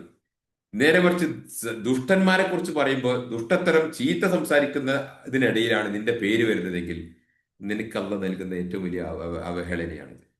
എനിക്ക് രാത്രി 10 മണി കഴിഞ്ഞാൽ ചിലപ്പോൾ കോൾ വരും. എന്താ? രാത്രി അവർ പ്രാർത്ഥിച്ച് കിടക്കുന്ന സമയത്ത് അവർക്ക് അവരുടെ അവരുടെ അസുഖവും നമ്മൾ ട്രീറ്റ്മെന്റ് നടത്തിയതിന്റെ ഓർമ്മ വരുമ്പോൾ അവർ അപ്പോൾ ഒരു മെസ്സേജ് വിടുകയാണ്, അല്ലെങ്കിൽ വിളിക്കുകയാണ്. എന്താ? അവർക്ക് നമ്മൾ ഓർമ്മ വരുമ്പോൾ നമ്മളൊരു അസ്സലാമു അലൈക്കും മനസ്സിൽ. ഇന്നിപ്പോ ഒരാൾ ഇതേമാതിരി ഒരു 2.5 വർഷം മുമ്പ് കോണ്ടാക്ട് ഒരാൾ എന്നോട് ബന്ധം പുതുക്കാൻ വേണ്ടി. ഞാൻ പറഞ്ഞു വരുന്നത് എന്താണെന്ന് അറിയോ? നമ്മൾ മറ്റുള്ള ആളുകൾക്ക് കൊടുക്കുന്ന ചെറിയ ചെറിയ ചെറിയ, വലുതൊന്നും കൊടുക്കാൻ കഴിയില്ല. നമ്മളെ വീട് വിറ്റിക്കാണ്ട് സദക്ക ചെയ്യാനും കിഡ്നി വിറ്റിക്കാണ്ട് പിന്നെ മറ്റുള്ളവരെ ചികിത്സിക്കാനും കഴിയുമോ? ഇല്ല. ചെറിയ ചെറിയ, നമ്മൾ ചെറുതെന്ന് വിചാരിക്കുന്ന ചെറിയ സാധനം ഉണ്ടാവും. അതൊക്കെ നമ്മൾ കൊടുക്കുന്നതാണ് നാളെ നമുക്കൊരാവശ്യം വരുമ്പോൾ നമ്മുടെ മുമ്പിലേക്ക് ഓപ്പണിംഗ് ആയിട്ട്, സൊല്യൂഷൻ ആയിട്ട് വരുന്നത്. ഒരു എക്സാമ്പിൾ പറയാം. ഇത് എന്റെ എക്സാമ്പിൾ, ഇതിന്റെ കാര്യങ്ങൾ എടുത്ത് പറയാല്ലോ കേട്ടോ. അതെന്ന് വെച്ചാൽ ലൈഫ് കോച്ച് നിലയ്ക്ക് ഞാൻ എന്റെ കാര്യം പറയേണ്ടത്. അതാണ് എന്റെ പ്രോട്ടോകോൾ. എന്റെ നല്ല സിലബസ് അങ്ങനെയാണ്. ഇല്ലെങ്കിൽ വേറെ ആൾക്കാർ ഇത് പറയേണ്ടുള്ളൂ. ഞാൻ ബസ് കയറി ഒറ്റപ്പാലത്ത് നിന്ന് പെരിന്തൽമണ്ണ കയറി. ഒറ്റപ്പാലത്ത് ഒരു കേസ് അറ്റൻഡ് ചെയ്യാൻ വേണ്ടി ഞാൻ ഇവിടുന്ന് ബാംഗ്ലൂരിൽ പോകുമ്പോൾ കോയമ്പത്തൂർ ഇറങ്ങി, പാലക്കാട് ഇറങ്ങി, ഒറ്റപ്പാലത്ത് നിന്ന് പെരിന്തൽമണ്ണയ്ക്ക് 20 രൂപ. അപ്പൊ ഞാൻ എന്റെ പെട്ടി ലാപ്ടോപ്പ് ഒക്കെ കൊണ്ടുപോയി കയറി ബസ്സിലിരിക്കുക. അയ്യോ, കണ്ടക്ടർ വന്നപ്പോ ഗൂഗിൾ പേ ഉണ്ടോ? ഇല്ല എന്ന് പറഞ്ഞു. ഓ, ഗൂഗിൾ പേ അല്ലെങ്കിൽ ഇനിയിപ്പോ ബുദ്ധിമുട്ടുമല്ലോ. എന്റെ ഫാദറിന്റെ ശൈലിയാണത്. ബുദ്ധിമുട്ടുമല്ലോ, ഏതായാലും ഞാൻ ഇറങ്ങട്ടെ എന്ന് പറഞ്ഞു ബാഗും ലാപ്ടോപ്പൊക്കെ തോളിട്ട് ഇറങ്ങുമ്പോൾ തൊട്ടടുത്ത ഒരാളിരിക്കുന്നത്, നിങ്ങൾ ഇറങ്ങണ്ട, അവിടെ ഇരിക്കുക, പൈസ ഞാൻ തരാം. റിയലി? യെസ്. ഒരു മുസ്ലിം കയ്യുമ്പോൾ അവന്റെ മറ്റേതൊക്കെ കെട്ടിയിട്ടില്ല. സുബ്ഹാനല്ലാഹ്. അദ്ദേഹം തന്നു, 20 രൂപ എനിക്ക് തന്നു. ഞാൻ വെച്ചു. സാറിന്റെ പേര് ഞാൻ പറഞ്ഞ് പരിചയപ്പെടുത്തി. അപ്പോ നമ്മളെ കോളേജ് PhD എന്ന് പറഞ്ഞാൽ ചില ആളുകൾ വാക്കിച്ചു സംസാരിച്ചു. ഞങ്ങൾ രണ്ടുപേരും നല്ല സംസാരമായി. അദ്ദേഹം ഒരു വില്ലേജ് ഓഫീസറാണ്, റിട്ടയർഡ് വില്ലേജ് ഓഫീസറാണ്. ഞങ്ങൾ ഈക്വൽ ഏജ് ആണ്. യാ സംസാരിച്ച് ഞാൻ പറഞ്ഞു, സാറേ, അയാൾ ഇന്നെ സാറ് വിളിക്കും, ഞാൻ അയാളെ സാറ് വിളിക്കും. സാറേ, ഈ 20 രൂപ നിങ്ങൾ തന്നല്ലോ, ഈ രൂപ നാളെ വേറെ ആളെ നിങ്ങൾക്ക് തരും. അല്ലെ, ഞാൻ ഇന്നലെ വേറെ ആൾക്ക് കൊടുത്തായിരിക്കും ഇത് കിട്ടുന്നത്. And there is A great scheme behind it. അദ്ദേഹത്തിന് ഭയങ്കര ഇഷ്ടമായി. ഞങ്ങൾ അതിനെക്കുറിച്ച് സംസാരിച്ചിരിക്കും. കണ്ടക്ടർ 20 രൂപ കൊടുത്തപ്പോൾ കണ്ടക്ടർ പറഞ്ഞു, വേണ്ട, പൈസ വേണ്ട, ഞാനത് നോട്ടില്ല, നിങ്ങളെ പൈസ തരണ്ട. സുബ്ഹാനല്ലാഹ്. നോക്ക്, ഞാൻ ഇവരാരെങ്കിലും അറിയൂ? ഇല്ല. നിങ്ങൾ പൈസ തരണ്ട, നിങ്ങൾ പൈസ തരണ്ട. ഈ പൈസ ഞാൻ എന്ത് ചെയ്തു? ഇയാൾക്ക് തിരിച്ചു കൊടുത്തു. ഇവിടെ എത്ര ആൾക്കാരെ മുറാദ ഹാസിലായത്, ഉദ്ദേശം നടന്നത്. കണ്ടക്ടർ ഞാൻ പറഞ്ഞെടുത്തു. ഇതെന്താണെന്നറിയോ? ഇതുപോലുള്ളത് നമ്മൾ കൊടുത്തിട്ടുണ്ട് പലതും, പലരും കൊടുക്കാറുണ്ട്, നിങ്ങളൊക്കെ കൊടുക്കാറുണ്ട്. നമ്മൾ ഇങ്ങനെ ശ്രദ്ധിക്കാതെ, അല്ലെങ്കിൽ ശ്രദ്ധിച്ചൊരു പ്രത്യേകമായ നെയ്യത്തൊന്നും ഇല്ലാതെ ജനങ്ങൾക്ക് ഒരു അൺകണ്ടീഷണൽ ഒരു പ്രത്യേകത, ഒരു താല്പര്യം ഇല്ലാതെ കൊടുത്ത സാധനമാണോ നാളെ ലക്കായിട്ട് നമ്മളെ മുമ്പിൽ വരുന്നത്. നാളെ പ്രശ്നത്തിന് പരിഹാരം അതാണ് വരുന്നത്. ഇത് അപ്പുറത്ത് കൂടെ വരുന്നത്, ഇത് അറിയില്ല. അതാണ് delivering greatness to the world. അതാണ് സക്സസിന്റെ സീക്രട്ട്. ഇത് നിങ്ങളെ കൊണ്ട് പഠിപ്പിച്ചു തരാനാണ് എൻ്റെ ലൈഫ് കോച്ചിങ്. പഠിപ്പിച്ചു തരാൻ പ്രസംഗിച്ചു മാത്രമല്ല, ഇത് നിങ്ങൾക്ക് പ്രാക്ടിക്കലാക്കിയിട്ട് നിങ്ങൾ അതിന് വേണ്ടുന്ന ട്യൂട്ടറിങ് തരുന്നതാണ് എൻ്റെ ക്ലാസ്. അതുകൊണ്ട് പ്രോബ്ലം സോൾവിങ് നമ്മളതിൻ്റെ ഒരു ഭാഗമാണ്. നിങ്ങളെ ഫൈനാൻഷ്യൽ പ്രോബ്ലംസോ നിങ്ങളെ എന്ത് പ്രോബ്ലംസ് ആയാലും അസുഖമായാലും അല്ലാത്തതൊക്കെ. എന്നാൽ നിങ്ങൾ ചെയ്ത ഇബാദത്തല്ല ഈ തിരിച്ചു വരുന്നത്. നിങ്ങൾ ചെയ്ത ഇബാദത്തുകളല്ല ഈ തിരിച്ചു വരുന്നത്. അത് മനസ്സിലായി. കാരണം ഇബാദത്ത് അത് ഫോർ സാൽവേഷൻ, പരലോകത്തിൽ അള്ളാഹുലേക്ക് രക്ഷപ്പെടാൻ, നരകത്തിൽ നിന്ന് രക്ഷപ്പെടാൻ, സ്വർഗത്തിലെത്താൻ, അള്ളാഹുവിനെ കാണാൻ, അതിനുള്ളതാ. അതൊക്കെ വെച്ച് കണ്ട് ഇവിടെ കാര്യം നടത്താന്ന് വെച്ചാൽ യു ആർ എ സ്റ്റുപ്പിഡ്, നിങ്ങളെ വിഡ്ഢി നീ വിളിക്കും. അത് വെച്ചിട്ട് ഇവിടെ രക്ഷപ്പെടാം. ഇവിടെ ഇതിന്റെ ഫോർമുല ചെയ്യേ. അതെന്താണ്? അത് അറിവും കഴിവും ഗുണങ്ങളും വളർത്തിയെടുക്കുക. അത് മനസ്സുകൊണ്ടും ആത്മാവ് കൊണ്ടും ശരീരം കൊണ്ടും വളർത്തിയെടുക്കുക. ആ മനസ്സും ആത്മാവും ശരീരം വെച്ച് തൻ്റെ സഹജീവികൾക്ക്, തൻ്റെ കൂടെയുള്ളവർക്ക് നന്മ ചെയ്യുക. അങ്ങനെ ജീവിച്ചു പോകുന്നതിൽ പല പ്രതിസന്ധികളും മുന്നിൽ വരും, പരാജയങ്ങൾ വരും. അതിൽ നിരാശരാവാതെ മുന്നോട്ട് ക്ഷമ അവലംബിച്ചു ജീവിക്കുക. വൽ അസ്ർ ഇന്നൽ ഇൻസാന ലഫീ ഖുസ്ർ ഇല്ലൽ ലദീന ആമനു വഅമിലു സ്വാലിഹാത്തി വതവാസൗ ബിൽ ഹഖി വതവാസൗ ബിസ്. ഇഹലോക ജീവിതത്തിന്റെ ഫോർമുല അതാണ്. ഇതേ സാധനം പരലോകത്ത്. എന്നാൽ ഇഹലോകത്ത് ജീവിതം ഇല്ലാത്തവന് അവിടെ കിട്ടൂല. ഇവിടെ എങ്ങനെയെങ്കിലും രക്ഷപ്പെടാൻ വിചാരിക്കണം. No, you cannot. You cannot. ഇവിടെ നിങ്ങൾ ഹാപ്പി ആണെങ്കിൽ തന്നെ അടുത്ത ലോകത്ത് ഹാപ്പി ആവുള്ളൂ.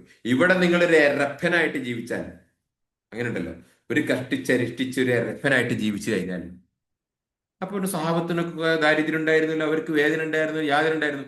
ബട്ട് അവർക്ക് ഉണ്ടായിരുന്നതൊക്കെ ഉണ്ടെങ്കിൽ അതിനപ്പുറത്തേക്ക് ദേ വർ ഹാപ്പി. അവർ വളർന്നിരുന്നവരാണ്. അവർ വളർന്നിരുന്നവരാണ്. അങ്ങനെ ഞാൻ അങ്ങോട്ട് പോകുമ്പോൾ പോകേണ്ടത് വളർന്ന ഞാനാ. ഈ 50 കൊല്ലം മുമ്പ് ജനിച്ച ഞാൻ അതേ അവസ്ഥയിൽ മുരടിച്ചുകൊണ്ടല്ല അങ്ങോട്ട് പോകേണ്ടത്. ഞാൻ വളർന്നുകൊണ്ട് അങ്ങോട്ട് പോകേണ്ടത്. എൻ്റെ വളർച്ചയുടെ യാത്രയിൽ ഞാൻ അടുത്ത ലോകത്തേക്ക് പോവുക ചെയ്യേണ്ടത്. സഹോദരന്മാരെ, സുഹൃത്തുക്കളെ, ഈ സ്റ്റഡി മെറ്റീരിയൽ ഞാൻ അടുത്തത് തുടരാം ഇൻഷാ അല്ലാഹ്. കുറച്ച് സമയമുണ്ടല്ലോ.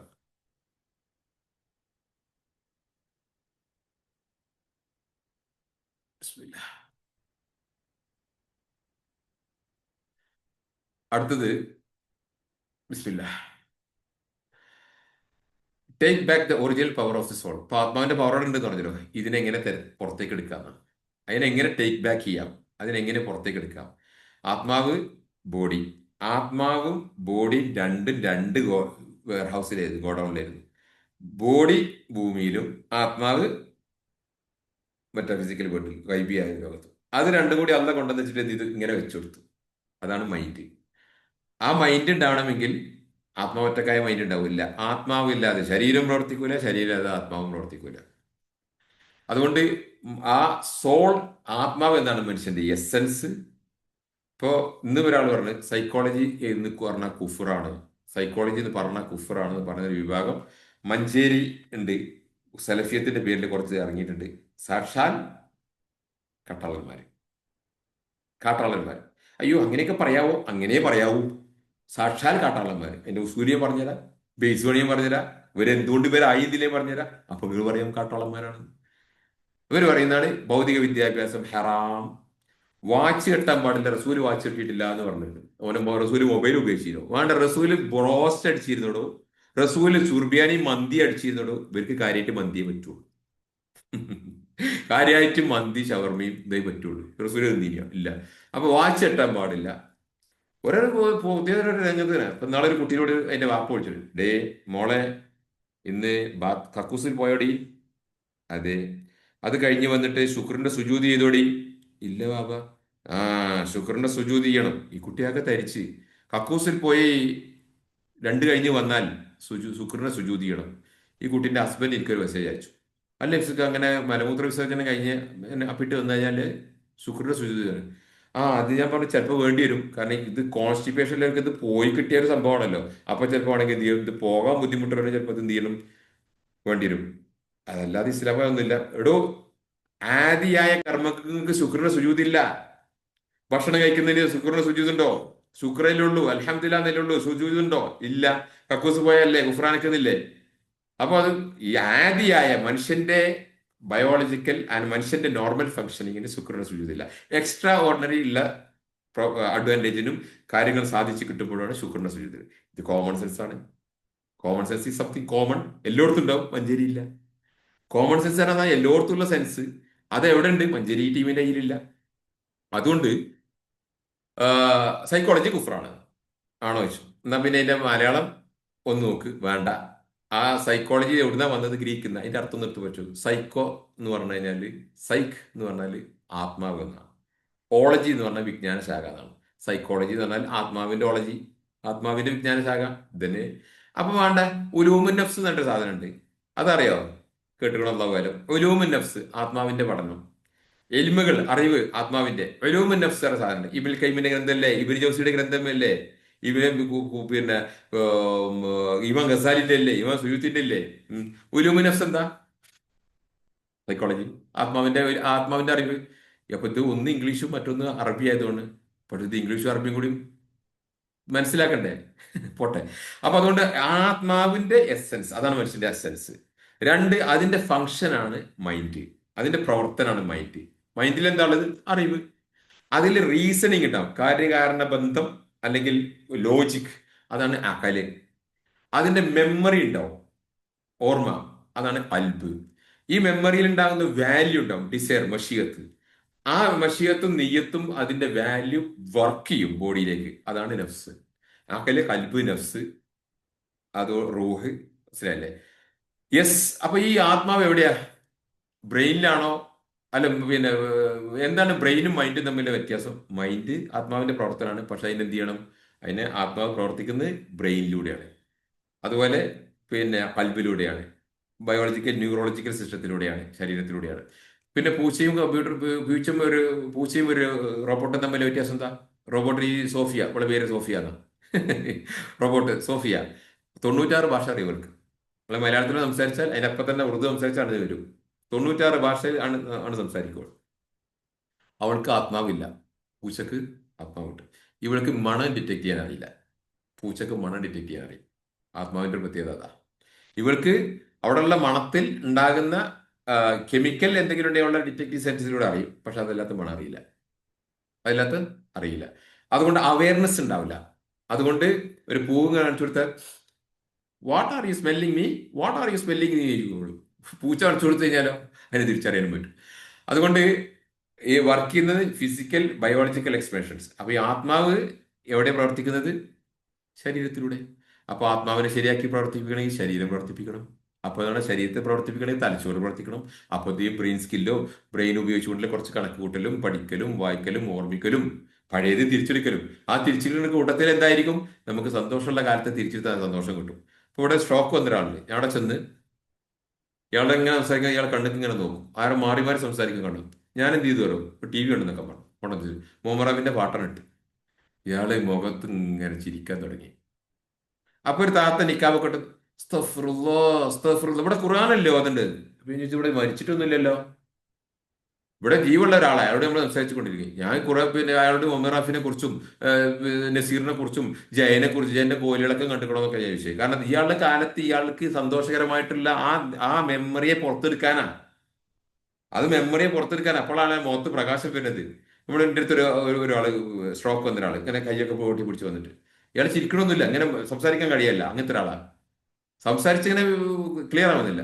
അങ്ങനെ വന്നിരുന്ന് ഇങ്ങനെ നിന്നിട്ട് ഞാൻ പറഞ്ഞു, ഹംസക്കേ, നോമ്പും നോറ്റെന്നെ കാത്തിരിക്കുന്നൊരു ആണ് പാടിയാണ്. ബാക്കിയാണ് പാടിയ ഹംസാക്ക. സുബ്ഹാനല്ലാ. നാളികേരത്തിന്റെ നാട്ടിലെനിക്കൊരു എന്ന് പറഞ്ഞ് ഞാൻ നിർത്തി. ബാക്കി ഹംസാക്കാണ് പാടി. അതിന് പാടിയോട് ഹംസാക്ക ചിരിക്കുന്നു, പാടുന്ന്. മക്കളും മരുമക്കളും അന്തം വിട്ടത് എന്താണ്? ഇപ്പൊ നിങ്ങളിപ്പോ ഖുർആാനോത്ത് വിചാരിച്ച് വന്നാലേ, ഖുർആാനോത്തും ഉണ്ട്, ഈജാതി ഓത്തും ഉണ്ട് കേട്ടോ ഇവിടെ അറിയാൻ. ബുദ്ധി ഉപയോഗിക്ക്, ആളുകൾ തിരിച്ചെടുക്ക്, അതിന് വേണ്ടിയിട്ട് എന്ത് ചെയ്യണം? ബുദ്ധിയെ പ്രവർത്തിപ്പിക്കണം. അതുകൊണ്ട് പഴയ കഥകൾ, അവരെ ചെറുപ്പകാലത്തുള്ള സ്കൂൾ, നീ ഏത് സ്കൂളിലാണ് പഠിച്ചത്? ഓഹോ, അന്നത്തെ യൂണിഫോമിന്റെ കളർ എന്താ? ഓക്കെ, വീട്ടിൽ നിന്ന് എത്ര കിലോമീറ്റർ ഉണ്ടാവും? നിന്റെ കൂടെ പഠിച്ച ടീച്ചറുടെ ഓർമ്മ ഉണ്ടോ? ഉണ്ട്. ആ ടീച്ചറുടെ മുടി ഓർമ്മ ഉണ്ടോ? ആ ടീച്ചറിന്റെ മുടി അത് അപ്പോൾ ഒരു ചുരുണ്ട മുടിയാണ്. ഇപ്പൊ നമുക്കൊക്കെ നമ്മളെ പഴയ 10ാം ക്ലാസ്, എനിക്കൊക്കെ എൻ്റെ ഒരു അക്കാഡമിക് ഇയറിൽ ഏത് ഇയർ ചോദിച്ചു കഴിഞ്ഞാൽ ബ്യൂട്ടിഫുൾ ആയിട്ടുള്ള കുറേ ഓർമ്മകളുണ്ട്. അതൊക്കെ നമ്മൾ പറയുമ്പോൾ തന്നെ വട്ടിച്ചിരിക്കും. ഇന്നിവിടെ ഹെർബൽ ലൈഫിന്റെ ക്ലബ്ബിൽ പോയിരുന്ന് സംസാരിച്ച് ഞാൻ ചോദിച്ചു ക്യാപ്റ്റനോട്, നിങ്ങൾ തമ്മിൽ വെട്ടുന്നിട്ടുണ്ടോ കല്യാണം കഴിച്ചിട്ട്? ഇല്ല. വിട്ട് നിങ്ങൾ കത്ത് എഴുതിയിട്ടുണ്ടോ ചോദിച്ചു. ഭാര്യ ഭർത്താവും ഇല്ല എന്ന് പറഞ്ഞു. അത് എഴുതണം, അത് സുഖം വേറെയാ. ഇന്നിപ്പോ ഇല്ലല്ലോ, മൊബൈലിലുണ്ട്. പക്ഷെ കത്തെഴുതിയാൽ കത്തിലൂടെ നമ്മൾ സ്നേഹം പ്രകടിപ്പിക്കുന്ന അത് ആസ്വാദനം വേറൊന്നാ മക്കളെ. അത് റേഞ്ച് വേറെ. ഞാൻ കത്തെഴുതാണ്ട് ഗൾഫ് പോയിട്ട് സമയത്ത് കത്തെഴുതി. ആഴ്ചക്ക് ഒരു കത്ത്, ഓരോ കത്ത് 25 പേജ് 30 പേജൊക്കെ. വൈഫ് ഇവിടുന്ന് അങ്ങോട്ടും 10 25 പേജ് 30 പേജ്. ആ ഒരു 30 പേജ് ഓരോ കത്തിൽ എഴുതിയാൽ അത് മുഴുവനും സ്നേഹമാണ്. ശരിക്ക് ഹൃദയങ്ങളെ ഒരുമിപ്പിക്കണ സാധനം. സ്നേഹം എഴുതുന്നത് ഭയങ്കര സംവിധാനം. സ്നേഹം എഴുതി കൊടുത്തൊക്കെ നിങ്ങൾ ഇപ്പോഴും എഴുതാല്ലേ, പോസ്റ്റ് ഓഫീസ് ഉണ്ടല്ലോ, അല്ലെങ്കിൽ കൊറിയറിൽ അയച്ചേക്ക്. നിങ്ങൾ കത്ത് എഴുതി കൊടുക്ക്. വൈഫിന് നിങ്ങൾക്ക് കത്ത് എഴുതി കൊടുത്തേക്ക്, ഭയങ്കര എഫക്റ്റ് ആയിരിക്കും. മൊബൈലിൽ ടെക്സ്റ്റ് ചെയ്യുന്ന ഇത് കത്ത് എഴുതി കൊടുത്തേക്ക്, ഭയങ്കര എഫക്റ്റ് ആയിരിക്കും. എഴുത്തിന്റെ എല്ലാം മൊബൈൽ കാലം അത് കഴിവുകാരെ മനുഷ്യന്മാർക്ക് മാത്രം കൊടുത്തതല്ല. യെസ്, സഹോദരന്മാരെ, സുഹൃത്തുക്കളെ, പറഞ്ഞു വരുന്നത് ഈ ആത്മാവിന്റെ പ്രവർത്തനമാണ് മനസ്സ്. അത് ശരീരത്തിൽ എന്റെ പ്രവർത്തനത്തിലൂടെയാണ്. ആത്മാവിന്റെ ഉള്ളറയിലേക്ക് പോയി കഴിഞ്ഞാൽ ഇതൊക്കെ വിശദമായിട്ട് പിന്നെ പറയാം. ഉള്ളറയിൽ പോയി കഴിഞ്ഞാൽ ഉള്ളിന്റെ ഉള്ളിലാണ്. അതിനെ ഇബിൽ കയ്യും ഇമാം ഷെയ്ഖുൽ ഇസ്ലാം ഇബ്നു തൈമിയ ഉപമിച്ചത് നാളികേരം, ജാതിക്ക പോലെയുള്ള സംഗതി. ജാതിക്കയുടെ പുറന്തട്ട, പിന്നെ ഒരു സ്പോഞ്ച് ഭാഗം, പിന്നെ ജാതിപത്രി, പിന്നെ അതിന്റെ ഓട്, പിന്നെ അതിന്റെ ഉള്ളിൽ പരിപ്പ്. അതുപോലെ നാളികേരം, അതുപോലുള്ളതിനാണ് ഇമാം ഇബ്നു തൈമിയ ഹൃദയത്തെ ഉപമിച്ചത്. ഇമാം ഹാക്കിമ തിർമിദി, ഹിജ്റ 300 മരിച്ച ഹാക്കിമ തിർമിദി, ഹൗലുൽ മക്ക പ്രദേശത്തിൽ, പിന്നെ ഹറമിന്റെ ബൗണ്ടറി, അതിനകത്ത് മസ്ജിദുൽ ഹറം, അതിനകത്ത് മത്താഫ്, അതിനകത്ത് കായബ. അതല്ലെങ്കിൽ കണ്ണിന്റെ ഈ കുഴി, പിന്നെ കണ്ണിന്റെ ഈ വൃത്തം, പിന്നെ കണ്ണിന്റെ ഈ വെള്ള, പിന്നെ എന്താ പറയാ, വെള്ള ഭാഗം, പിന്നെ അതിന്റെ എന്താ പറയാ കൃഷ്ണമണി, പിന്നെ അതിന്റെ ഉള്ളിലുള്ള 2 3 വൃത്തങ്ങൾ. അല്ലെങ്കിൽ കടലിന്റെ പുറന്തോട്, പിന്നെ അതിന്റെ ആ പാട, പിന്നെ അതിന്റെ കുരു, അതിന്റെ ഉള്ളില് ഉണ്ടാകുന്ന ഒരു പരിപ്പ്, ഒരു ഗ്യാപ്പ്, അതിന്റെ ഉള്ളിൽ ഒരു പരിപ്പ്. ഈ കടല, കണ്ണ്, കാബ, ഇത് വെച്ചിട്ടാണ് ഹാക്കിമ തിരുമതി നിർവഹിച്ചത്. ഉലമാക്കൾ എല്ലാവരും ഇങ്ങനെ ഒരു ഉള്ളിലാണ്. അപ്പോൾ ഹൃദയത്തിന്റെ ഉള്ളിലെ പഠിച്ച ഇപ്പൊ സിഗ്മണ്ട്, മുസ്ലിം ഫ്രോയിഡ് എന്ന് വിളിക്കും. കാരണം സിഗ്മണ്ട് ഫ്രോയിഡ് പറഞ്ഞത് പലതും ഇസ്ലാമിക് സ്കോളേഴ്സിന് മുമ്പ് പറഞ്ഞതാ. അതുകൊണ്ട് എന്താ, അദ്ദേഹം അക്കല് ഹിഫ്ദ്, conscious mind, preconscious mind, unconscious mind എന്നാണ് സിഗ്മണ്ട് ഫ്രോയിഡ് ക്ലാസിഫൈ ചെയ്തത്. സിഗ്മണ്ട് ഫ്രോയിഡ് കാഫിറല്ലേ? അയാൾ ഉമ്മാന്റെ മുല പിടിക്കുന്ന സമയത്ത് കുട്ടി സെക്സ് ആസ്വദിച്ച്, അല്ലെങ്കിൽ കുട്ടി ഒമ്മിഞ്ഞ പാല് കുടിക്കുന്ന സമയത്ത് ഉമ്മാക്ക് സെക്സ്വൽ ഫീലിംഗ് വരുന്നുണ്ട് എന്ന് പറയുന്ന ആളല്ലേ? സ്തഫുറുള്ള എന്നൊക്കെ പറഞ്ഞു നടന്നാലേ അങ്ങനെ നടക്കാതെ മാത്രം വല്ലാക്കായിട്ട് ഭൂമിയായിട്ട് ജനങ്ങളായിട്ട് ബന്ധമൊന്നും ഉണ്ടാവില്ല. അതുകൊണ്ട് മനസ്സിനുള്ളത് ഈഗോ, സൂപ്പർ ഈഗോ, അല്ലെങ്കിൽ അൺകോൺഷ്യസ് മൈൻഡ്, ഇങ്ങനെ കുറെ സാധനമുണ്ട്. ഇപ്പൊ ഈ ക്ലാസിഫിക്കേഷൻസ് ഒക്കെ ഇസ്ലാമിക് സൈക്കോളജി പണ്ഡിതന്മാർ പറയുന്നുണ്ട്. Islamic psychology doctor Bilal Philip നടത്തുന്ന പിന്നെ ഇന്റർനാഷണൽ ഓപ്പൺ യൂണിവേഴ്സിറ്റി, അതിൽ ഈ മോഡൽസ് ഒക്കെ പഠിപ്പിക്കുന്നുണ്ട്. ഇവരുടെ മോഡൽസിനെ എല്ലാം കൂടി ഉൾക്കൊള്ളുന്ന പാരാസൈക്കോളജി, ഇസ്ലാമിക് സൈക്കോളജി എല്ലാം കൂടി ഉൾപ്പെടുന്നതാണ് അൽഹംദുലില്ലാഹ് ഞാൻ ഡെവലപ്പ് ചെയ്തത്. ഞാൻ 5 6 വർഷമായിട്ട് ഡെവലപ്പ് ചെയ്ത് പിന്നെ ഇതിന്റെ കോപ്പിറൈറ്റ് എടുക്കണം ഇൻഷാ അല്ലാഹ്. അതിന്റെ പ്രൊസീജിയറിലാണ് ഞാൻ. യെസ്, അപ്പൊ അതിന്റെ ഉള്ളിൽ പോയി കഴിഞ്ഞാൽ ഇതൊക്കെ ഒരു അറിവ് സംസാരിക്കുമ്പോൾ നിങ്ങൾ അറിയാൻ വേണ്ടി പറയാണ്. ഇതിന്റെ ഉള്ളിൽ കൂടെ പോകേണ്ടി വരും നമുക്ക്. ആക്കലും കൽബ്, നഫ്സ്, ജസദ് എന്നില്ല. മെമ്മറിയെ ലുബ്, കൽബ്, ഫുആദ്, ഇത് പിന്നെ സദർ, പിന്നെ ഇന്റലക്ച്വൽ മൈൻഡിനെ ഫഹ്മ്, ഹിക്മ, യക്കീൻ, ഹുക്കം, അതുപോലെ ഹിഫ്ള്, ദിക്ർ, ഫിക്ർ, unconscious mind, conscious mind, subconscious mind, ജസദ്, നഫ്സ്, ഇതൊക്കെ ക്ലാസിഫൈ ചെയ്യേണ്ടി വരും. അൾട്ടിമേറ്റ്ലി വരുന്നത് സിംപിൾ ഫോർമുല: ഉള്ളിലുണ്ടാകുന്ന പ്രകാശത്തെ പുറത്തു വരുത്താൻ, അൺകോൺഷ്യസ് മൈൻഡ് ഉണ്ടാകുന്ന എല്ലാ നോൺസെൻസും, പേടി, വിഷമം, ദുഃഖം, സങ്കട, അസൂയ, പക, കുശുമ്പ്, വാശി, ദേഷ്യം, വെറുപ്പ്, ഇത് പുറത്തെടുക്കുക. അത് വെറുതെ എടുക്കാൻ കിട്ടൂല. അതുമായിട്ട് അത് എങ്ങനെ നിങ്ങളിൽ വന്നു എന്നത് വിഷയം പഠിച്ചെടുക്കുമ്പോൾ അത് പുറത്തു വരാം. അതെല്ലാം നിങ്ങൾക്ക് എടുക്കാൻ പറ്റും. അവിടെയാണ് തെറാപ്യൂട്ടിക് സെഷൻസ് പ്രത്യേകത. അത് നിങ്ങൾ പുറത്താക്കണം എന്ന് വിചാരിച്ച് ഞാൻ അസ്തഗ്ഫിറുല്ലാ, ഞാൻ എന്റെ ദേഷ്യമൊക്കെ പാടെ ഒഴിവാക്കുക എന്ന് പറഞ്ഞ് ഒഴിവാക്കിയിട്ട് കാര്യമില്ല, പോകൂല. അത് പോണെങ്കിൽ സമയമെടുക്കും ആ രീതിയിൽ. പക്ഷെ അതിന് ദേഷ്യം പോകുവാൻ അതിൻ്റെതായ പണിയുണ്ട്. അത് പിന്നെ മക്കൾ ചെയ്തിട്ടുണ്ട്. അൽ ഫവായിദിലുണ്ട്, അതുപോലെ ദിമുൽ ഹവയിലുണ്ട്, അതുപോലെ സാദുൽ മാദിലുണ്ട്, ഇഗാസത്തുൽ അഫാൻ മിൻ മസായിൽ ഷൈത്താനിലുണ്ട്. അതാണ് തെറാപ്യൂട്ടിക് സെഷനത്തിലൂടെ നമ്മൾ കൊടുക്കുന്നത്. അങ്ങനെ ചെയ്തിട്ട് എന്ത് ചെയ്യും, ഇവരുടെ ഇന്റലക്ച്വൽ മൈൻഡിന്റെ ബ്രെയിൻ സ്കിൽ ഡെവലപ്പ് ചെയ്ത് ഇവരെ ഫിസിക്കൽ ബോഡി ശരിയാക്കിയാൽ ഇവരെ ഡെലിവറിങ് ഗ്രേറ്റ്നെസ് ദ വേൾഡ് എന്ന് പറയുന്ന ഒരു വലിയ ഗുണം പഠിക്കും. ഞാൻ ഇപ്പം ക്ലാസ് എടുത്ത ഞാൻ പഠിപ്പിച്ചു വിട്ട കുട്ടികളെ സൈക്കോളജി പൂർത്തിയാക്കിയവരുണ്ട്, MBA പഠിപ്പിക്കുന്ന കുട്ടികളുണ്ട്. ഇന്നലെ ഒരു കുട്ടിയായിട്ട് കോൺടാക്ട് ചെയ്ത് അവളെ MBA ഫസ്റ്റ് സെമ്മും സെക്കൻഡ് സെമ്മും എക്സാം കഴിഞ്ഞ് 3rd എക്സാം. ഇപ്പൊ ഒരാൾ പുതിയൊരു കോഴ്സിന് ചേരുന്നുണ്ട്. മിനിയാന്നൊരു കുട്ടി ഒരു പുതിയ കോഴ്സ് സിജിന്റെ കോഴ്സിന് ചേർന്നു. ഞാൻ കൗൺസിൽ ചെയ്യുന്ന ആളുകളൊക്കെ ഞാൻ വിജ്ഞാനത്തിൽ ഞാൻ എന്ത് ചെയ്യും, അവരെ ബ്രഷപ്പ് ചെയ്യും. അൽഹംദുലില്ലാ. അങ്ങനെ വൈജ്ഞാനികമായി, ശാരീരികമായി ഉയർച്ച വളർച്ച. അത് നിങ്ങൾ ചെയ്യടോ, നിങ്ങളെ മക്കളുകളെ കൂടെ വരും. അതിന് പകരം നിങ്ങൾ ഇസ്ലാമിന്റെ പേരിൽ ഇസ്ലാമിന്റെ അർത്ഥകൽപ്പന ഇല്ലാത്ത കുറെ വിഡിത്തം നിങ്ങളെ മൊല്ലാക്കന്മാരുടെ പ്രസംഗങ്ങൾ നടത്തിയാലോ കുട്ടികൾ വേക്കോട്ടികൾ പറഞ്ഞനുസരിക്കാത്തത് കൊണ്ടാണ്. അതുകൊണ്ട് മേലോട്ട് തുറന്ന മനസ്സോട് കൂടിയിട്ട് പ്രപഞ്ചത്തോടൊപ്പം അറിവിനോടൊപ്പം ഉയർച്ചയോടൊപ്പം വളർച്ചയോടൊപ്പം വളരെ വലുതാകുക. അപ്പോഴാണ് വരുന്നത്. അങ്ങനെ ഈ അകലും മെമ്മറിയും തമ്മിലുള്ള റിലേഷൻഷിപ്പ് ഇതൊക്കെ ഇൻഷാ അല്ലാഹ്. അങ്ങനെ ഷെയ്ഖുൽ ഇസ്ലാം ഇബ്നു തൈമിയ്യ ഇതിന് ഉള്ളറകളെ കുറിച്ചൊക്കെ വിശദീകരിച്ചിട്ടുണ്ട്. ഒരു അറിവ് കിട്ടിയാൽ എല്ലാവരെ കൊണ്ട് അത് എന്ത് ചെയ്യാൻ പറ്റില്ല, വിശദീകരിക്കാൻ കഴിയില്ല. വിശദീകരിച്ചും കഴിഞ്ഞാലും അതിന്റെ ചോദ്യം വരുമ്പോൾ ഉത്തരം പറയാൻ കഴിയില്ല. ചോദ്യം വന്നാലും മറുപടി പറയാനും തെളിവ് സ്ഥാപിക്കാനും കൂടുതൽ അറിവ് വേണം. അപ്പൊ ഈ അറിവ് ഉള്ളിലേക്ക് പോകും തോറും അറിവിലേക്ക് പോകും തോറും ഈ കഴിവുകൾ വരിക. പരിശുദ്ധ അതുകൊണ്ട് അറിവാണ് പവർ ആവുന്നത്. അപ്പൊ അറിവ് ഡീപ്പ് നോളജ് ഉണ്ടാകുന്നതാണ് പവറായി മാറുന്നത്. അങ്ങനെ പരിശുദ്ധ ഖുറാനിൽ ചുരുക്കി പറഞ്ഞു കഴിഞ്ഞാൽ നമ്മുടെ 100 പോസിറ്റിവിറ്റി ഉണ്ടാക്കിയെടുക്കുക, നമ്മുടെ ഉള്ളിൽ നല്ല ഗുണങ്ങൾ വളർത്തിയെടുക്കുക, നമ്മുടെ നെഗറ്റീവ് എമോഷൻസ് മറ്റും ഫ്രീ ആക്കി വിടുക, നമ്മുടെ ബ്രെയിൻ സ്കില്ല് മറ്റും വർദ്ധിപ്പിക്കുക, ഫിസിക്കൽ ബോഡിയെ വർക്ക് ചെയ്യിപ്പിക്കുക.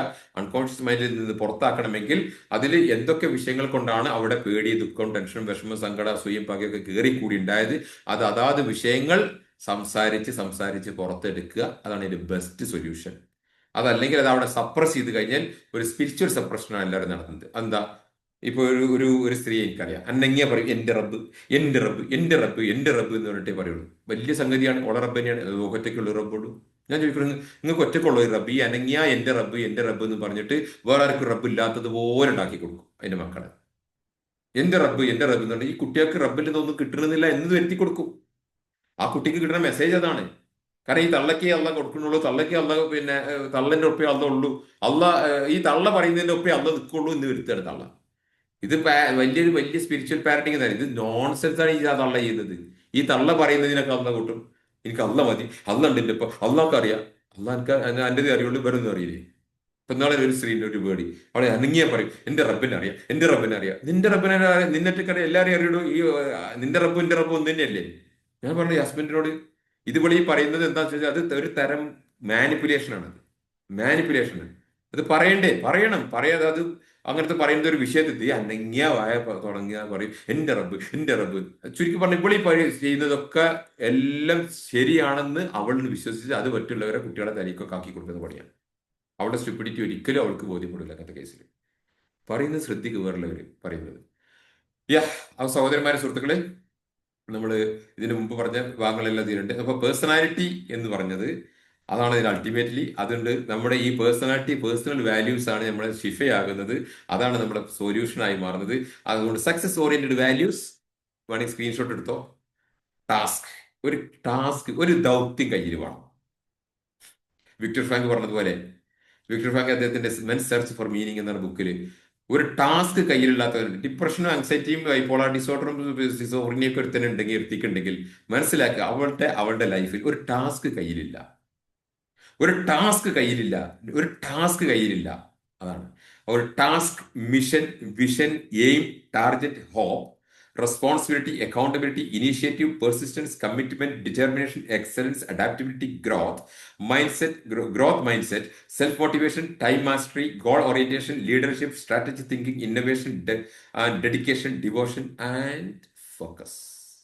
ഇത്തരം വാല്യൂസ് വർദ്ധിപ്പിച്ചെടുക്കലാണ്. ആ വാല്യൂസിനെ കുറിച്ച് പഠിക്കുക, മനസ്സിലാക്കുക, ചിന്തിക്കുക. അപ്പോൾ നമുക്ക് എന്ത് ചെയ്യും, എംപവർമെന്റ് വരും. അത് എൻലൈറ്റൻമെന്റ് ആണ്. ആ എൻലൈറ്റൻമെന്റ് ആണ് എംപവർമെന്റ് ആയി മാറുന്നത്. അതായത് ഈ തെറാപ്യൂട്ടിക് സെഷൻസിനെ ഞാൻ എടുക്കാറുള്ളത് ഇമാം ഇബ്നുൽ ഖയ്യിമിന്റെ ഫവായിദിലാണ്. ഞാൻ പറഞ്ഞില്ലേ, ഓരോ വിഷയത്തിന് തന്നെ അദ്ദേഹം 7ആയിട്ട് ക്ലാസിഫൈ ചെയ്തിട്ടുണ്ട്. ഒരാളുടെ സ്വഭാവം മാറ്റുന്നതിനേക്കാൾ നല്ല അവന്റെ പ്രവർത്തനം മാറ്റാം. അതിലേറെ കുറച്ചുകൂടി എളുപ്പമാണ് അവന്റെ വിൽ പവർ മാറ്റാൻ. അതിലേറെ കുറച്ചുകൂടി എളുപ്പമാണ് അവന്റെ ഡിസ്ഗസ്റ്റോ ഡിസയർ ആഗ്രഹം മാറ്റാൻ. അതിലേറെ നല്ലതാണ് അവന്റെ ഇമാജിനേഷൻ മാറ്റിക്കൊടുത്താൽ. അതിലേറെ നല്ലതാണ് അവന്റെ തോട്ട്സ് മാറ്റാൻ. അതിലേറെ നല്ലതാണ് അവന്റെ ഐഡിയ, നോഷൻ, അവന്റെ ആശയം മാറ്റിക്കൊടുത്താൽ. അത് അവന്റെ കണ്ണ്, കാത്, നാക്ക്, മൂക്ക്, പഞ്ചേന്ദ്രിയങ്ങളിലൂടെ മാറ്റിക്കൊടുത്താൽ മതി. ഇബ്നുൽ ഖയ്യിം 7 സ്റ്റെപ്പിലാണ് ഒരാളെ മാറ്റിയെടുക്കുക. തെറാപ്യൂട്ടിക് സെഷൻസിന്റെ ബേസിക്, തെറാപ്യൂട്ടിക് കൗൺസിലിംഗിന്റെ ബേസ് ഇമാം ഇബ്നുൽ ഖയ്യിമിയുടെ ഫവായിദിനെ ഞാൻ എടുക്കുന്നത്. സൈക്കോളജി കുഫ്ര എന്ന് പറഞ്ഞ് നടന്ന മഞ്ചേരിക്കാർ അത് മഞ്ചേരിനെ നടക്കുള്ളൂ. ബുദ്ധിന്റെ മനുഷ്യന്മാരെ മുമ്പിലൊന്നും പറയാൻ പറ്റൂല. യെസ് സഹോദരന്മാരെ, അതുകൊണ്ട് അറിവിലൂടെ സഞ്ചരിക്കുമ്പോൾ അള്ളാഹ് സഞ്ചരിച്ചിട്ടില്ല അല്ല സീല് വെക്കുന്നത്. പരിശുദ്ധ ഖുർആൻ പറഞ്ഞിട്ടുണ്ട് ആദ്യം നോ അണ്ടർസ്റ്റാൻഡിങ്. ഒരുത്തൻ പറയുന്നത് ഞാൻ മനസ്സിലാക്കുന്നില്ലെങ്കിലോ മനസ്സിലാക്കാൻ വേണ്ടി ശ്രമിക്കുന്നില്ലെങ്കിലോ എന്താ സംഭവിക്കുന്നവരോ എന്റെ ഹൃദയത്തിന് അള്ളാഹു ഡീവിയേഷൻ വരുത്തും. ഒരുത്തൻ പറയുന്നുണ്ട് ഞാൻ മനസ്സിലാക്കുന്നില്ല, കാരണം എനിക്ക് ഭാഷ അറിയില്ല, അല്ലെങ്കിൽ പറയുന്ന ടെക്നോളജി അതിന്റെ സാങ്കേതിക വിദ്യ അറിയില്ല വിചാരിച്ചു, അല്ലെങ്കിൽ അതിന്റെ ടെക്നിക്കൽ എക്സ്പ്രഷൻ അറിയില്ല, അത് ഞാൻ ചോദിച്ചു മനസ്സിലാക്കണം. അതല്ല ഞാൻ അതിങ്ങനെ മനസ്സിലാവുന്നില്ല, അതല്ല ഞാൻ ചെവി കൊടുക്കുന്നില്ല എങ്കിൽ സംഭവിക്കുന്നത് എന്നിൽ എന്റെ ഹൃദയത്തിന് ചലനം, ഡീവിയേഷൻ. അതാണ് പിന്നെ എന്ത് കറ പുരളും. എനിക്ക് ഖുർആന്റെ ആയത്താൻ കൊടുത്തിട്ടുള്ളത്. ആ ഒപ്പം രോഗം വരും, പിന്നെ മറ വരും, പിന്നെ അത് കവറായി പോകും, പിന്നെ അത് കട്ടിയുള്ളതായി പോകും, പിന്നെ അതിന് അന്ധത ബാധിക്കും, പിന്നെ അത് അള്ള സീല് വെക്കും. ഖത്തം അള്ളാഹു അലാ ഖുലൂബിഹിം വഅലാ സമഇഹിം അല്ലേ. അപ്പൊ അള്ളാഹു സീല് വെക്കുന്ന എവിടുന്ന? No understanding. ഈ പറയുന്ന സംഗതി അണ്ടർസ്റ്റാൻഡ് ചെയ്യാത്തതുകൊണ്ട് അതും ആരെന്ത് എവര് പറഞ്ഞാലും അത് അണ്ടർസ്റ്റാൻഡ് ചെയ്യണം. അപ്പൊ എല്ലാ ഹക്കും ബാത്തിനും തിരിച്ചറിയാൻ നിനക്ക് കഴിയും. അതാണ് ഫുർഖാൻ, അത് അള്ളാഹ് തന്നിട്ടുണ്ട്. അതില്ലെങ്കിൽ വഴിതെറ്റിപ്പോകും. സോ അൾട്ടിമേറ്റ്ലി ഡിസോർഡർ ഷെയ്ഡ് അവർ ഡിം അവർ ലൈറ്റ്. ആത്മാവിന്റെ പ്രകാശം ലൈഫിൽ ഉണ്ടാകുന്ന ഡിസോർഡർ ആണ് നശിപ്പിച്ച് കളയുന്നത്. സോ സഹോദരന്മാരെ, സുഹൃത്തുക്കളെ, നമുക്ക് ഇവിടെ വെച്ചിട്ട് ഇന്ന് സ്റ്റോപ്പ് ചെയ്യാം. ഇനി ഇതുമായിട്ട് ബന്ധപ്പെട്ട എന്തെങ്കിലും ഉണ്ടെങ്കിൽ നമ്മൾ സംസാരിച്ചോളൂ. നമുക്ക് ക്ലിയർ ചെയ്യാം. ഡൗട്ട്സുകൾ ഉണ്ടെങ്കിൽ നമുക്ക് ക്ലിയർ ചെയ്യാം ഇൻഷാ അല്ലാ. Yes, welcome.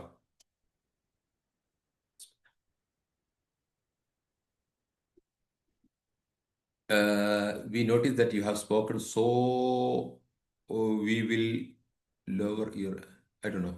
നിങ്ങൾ സംസാരിച്ചോളൂ. ടൈപ്പ് ചെയ്തൊക്കെ വായിക്കാൻ ബുദ്ധിമുട്ടാ. മൈക്കിൽ സംസാരിക്കും, ആണായാലും പെണ്ണായാലും സംസാരിച്ചോളൂ. That's what we want.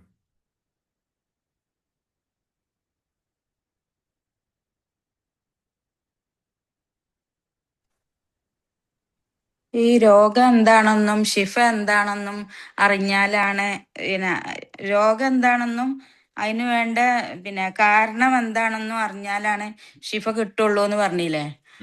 അപ്പൊ അതെങ്ങനെയാ അറിയാൻ പറ്റുക?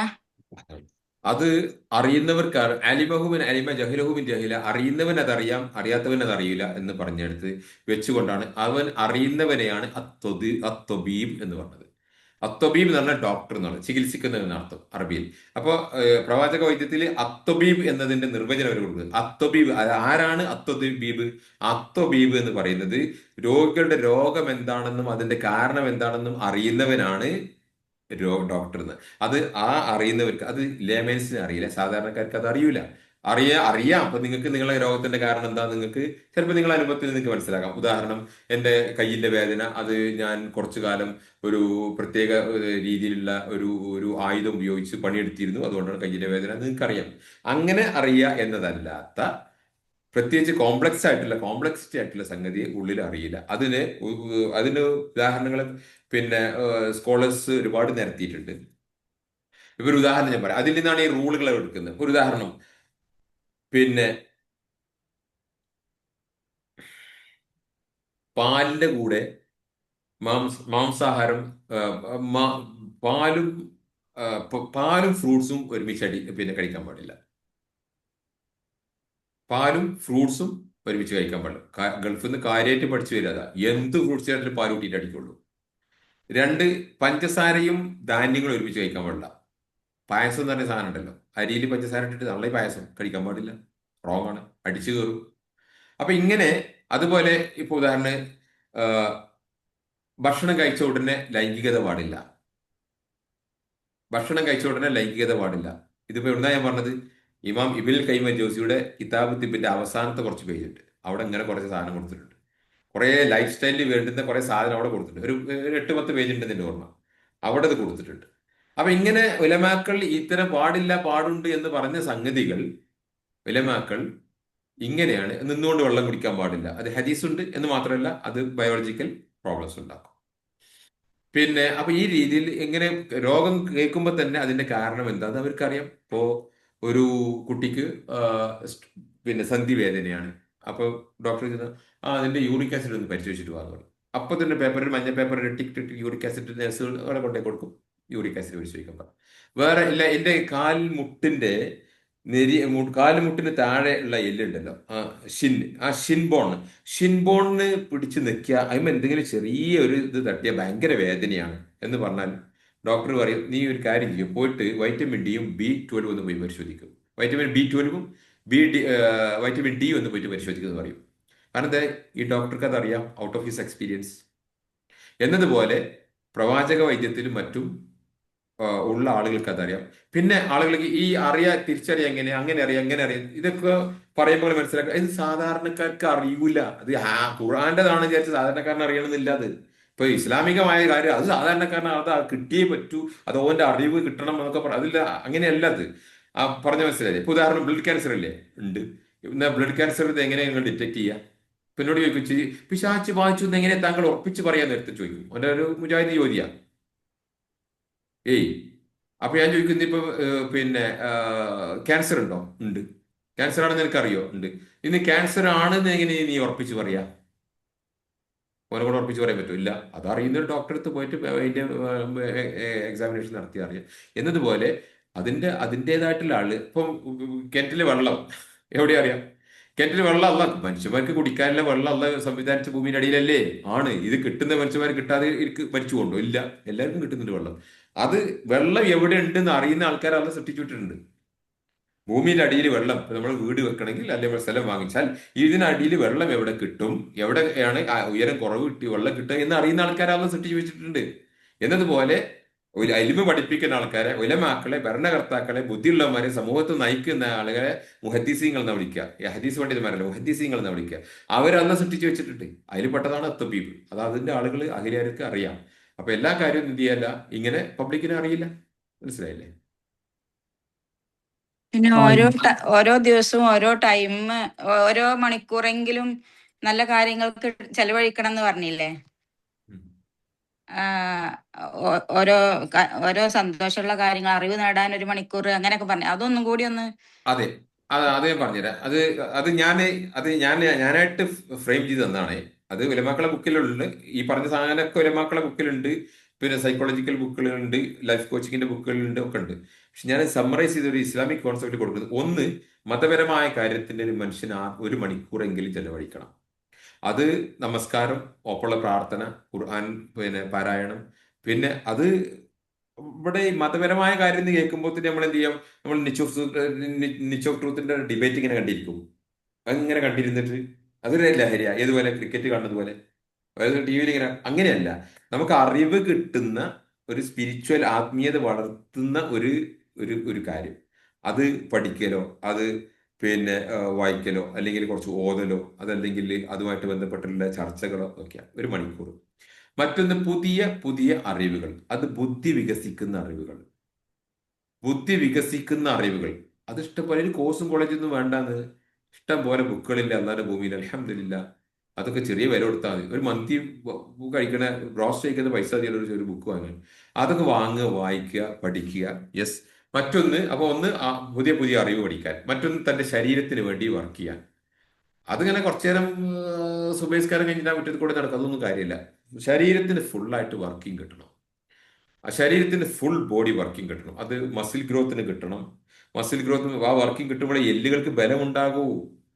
നമ്മൾ പുതിയ പുതിയ വർക്കുകൾ ചെയ്യുമ്പോൾ, പുതിയ പുതിയ അഭ്യാസങ്ങൾ ചെയ്യുമ്പോൾ, അത് എക്യുപ്മെന്റ്സ്, ജിമ്മും സെറ്റപ്പ് ഒക്കെ ഉണ്ടെങ്കിലും ശരി, ഇല്ലെങ്കിലും ശരി, അങ്ങനെ ബോഡിക്ക് റെസിസ്റ്റൻസ് അങ്ങോട്ട് കൊടുക്കുമ്പോഴേ ബോഡി ഇങ്ങോട്ട് അതിനെ കവർ ചെയ്യുള്ളൂ.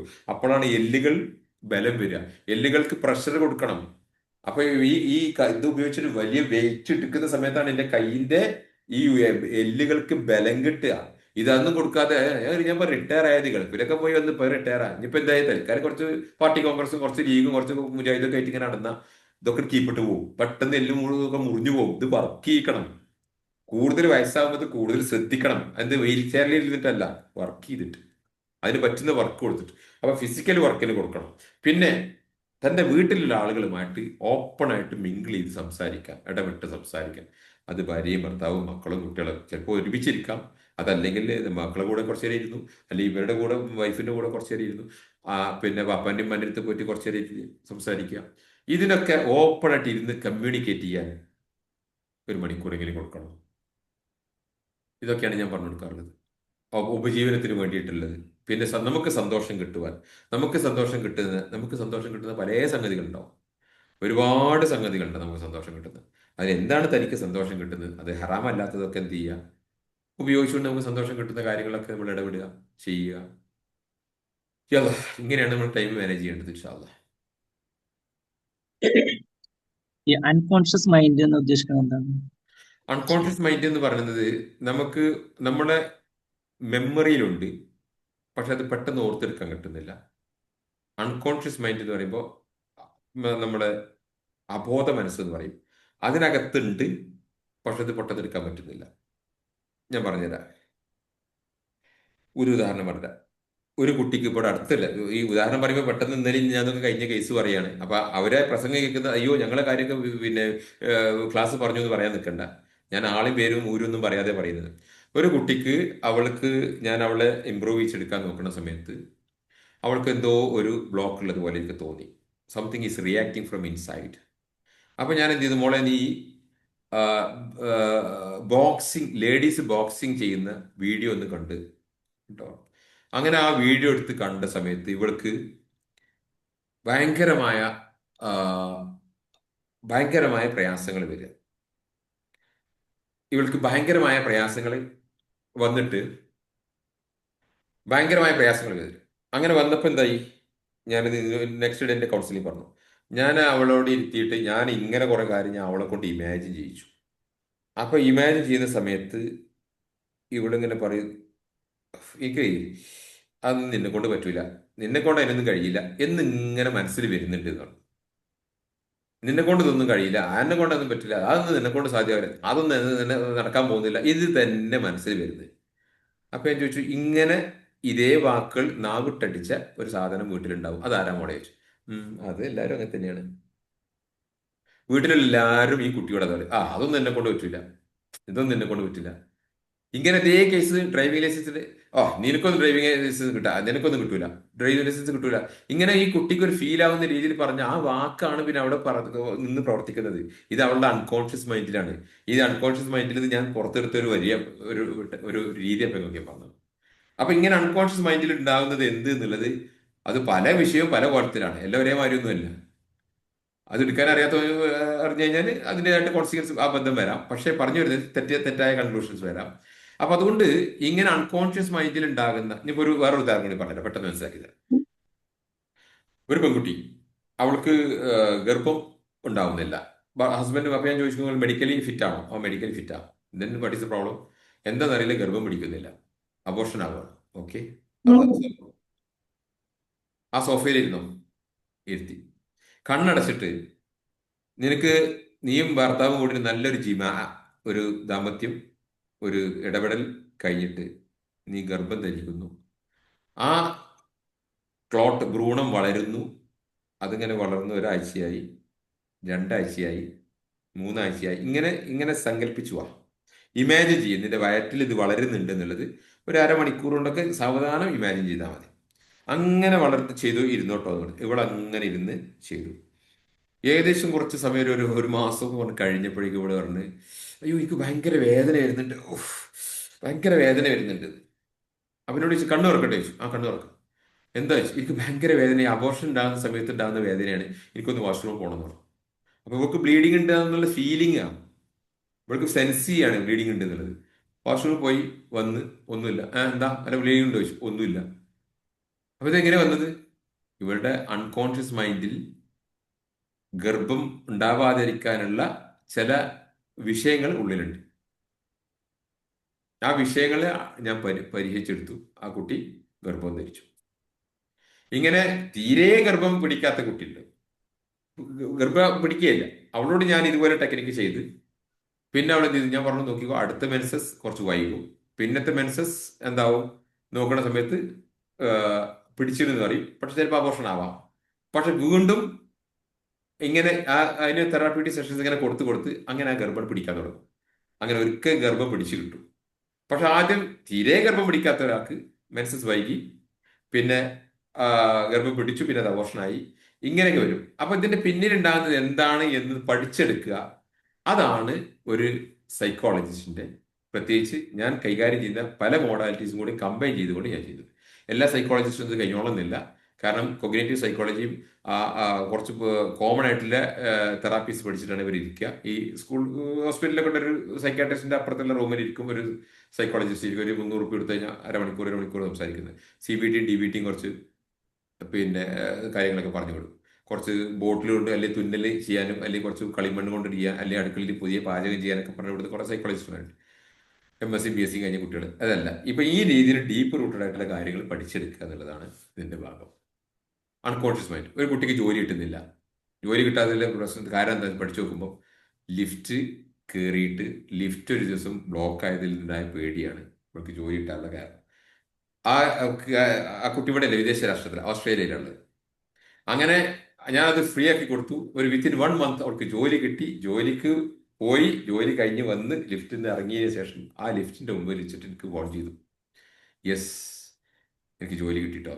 അവളുടെ ജോലി കിട്ടാത്തതിന്റെ ബ്ലോക്ക് അവൾക്ക് ലിഫ്റ്റിനോടുണ്ടായിരുന്ന പേടിയായിരുന്നു. സാമ്പത്തികമായിട്ട് ഒരുപാട് പരാധീനങ്ങൾ, പ്രത്യേകിച്ച് അല്പജ്ഞാനം അമിത ഭക്തിയുള്ളവർക്കുള്ള കാരണം സമ്പത്തുള്ള കാരണങ്ങൾ കൊണ്ട് സമ്പത്തുള്ളവന്മാര് ചെയ്യുന്ന ദുഷ്ടത്തരത്തോട് വരുന്ന ആ വ്യക്തിയോട് വരുന്ന അനിഷ്ടം ഈ സമ്പത്തിനോട് കൂടി അപ്ലൈ ചെയ്യുന്നതാണ്. സമ്പത്തുള്ള ഒരുത്തൻ അവൻ സമൂഹത്തിൽ ചെയ്യുന്ന ദുഷ്ടത്തരം. അത് പണ്ട് ജോസ് പ്രകാശിന്റെയും പിന്നെ പഴയ വില്ലന്മാരുടെ ഫിലിമൊക്കെ അതായിരുന്നു വിഷയമുണ്ടായിരുന്നത്. അപ്പൊ പഴയ സിനിമയിൽ നിന്നും അല്ലാതെയൊക്കെ പണം ഉണ്ടായ ദുഷ്ടന്മാര് സമൂഹത്തെ ദ്രോഹിക്കും എന്നുള്ളത് കൊണ്ട് ആ ദുഷ്ടന്മാരുടെ ദുഷ്ടത്തോടും ദുഷ്ടന്മാരോടുള്ള ആ അനിഷ്ടം വെറുപ്പും പണത്തിനോട് ഓട്ടോമാറ്റിക്കായിട്ട് വന്നു പോകുകയാണ്. പിന്നെ ഇപ്പം കെട്ടിപ്പറഞ്ഞ് പണിയെടുക്കും, അതുകൊണ്ട് കാര്യമില്ല.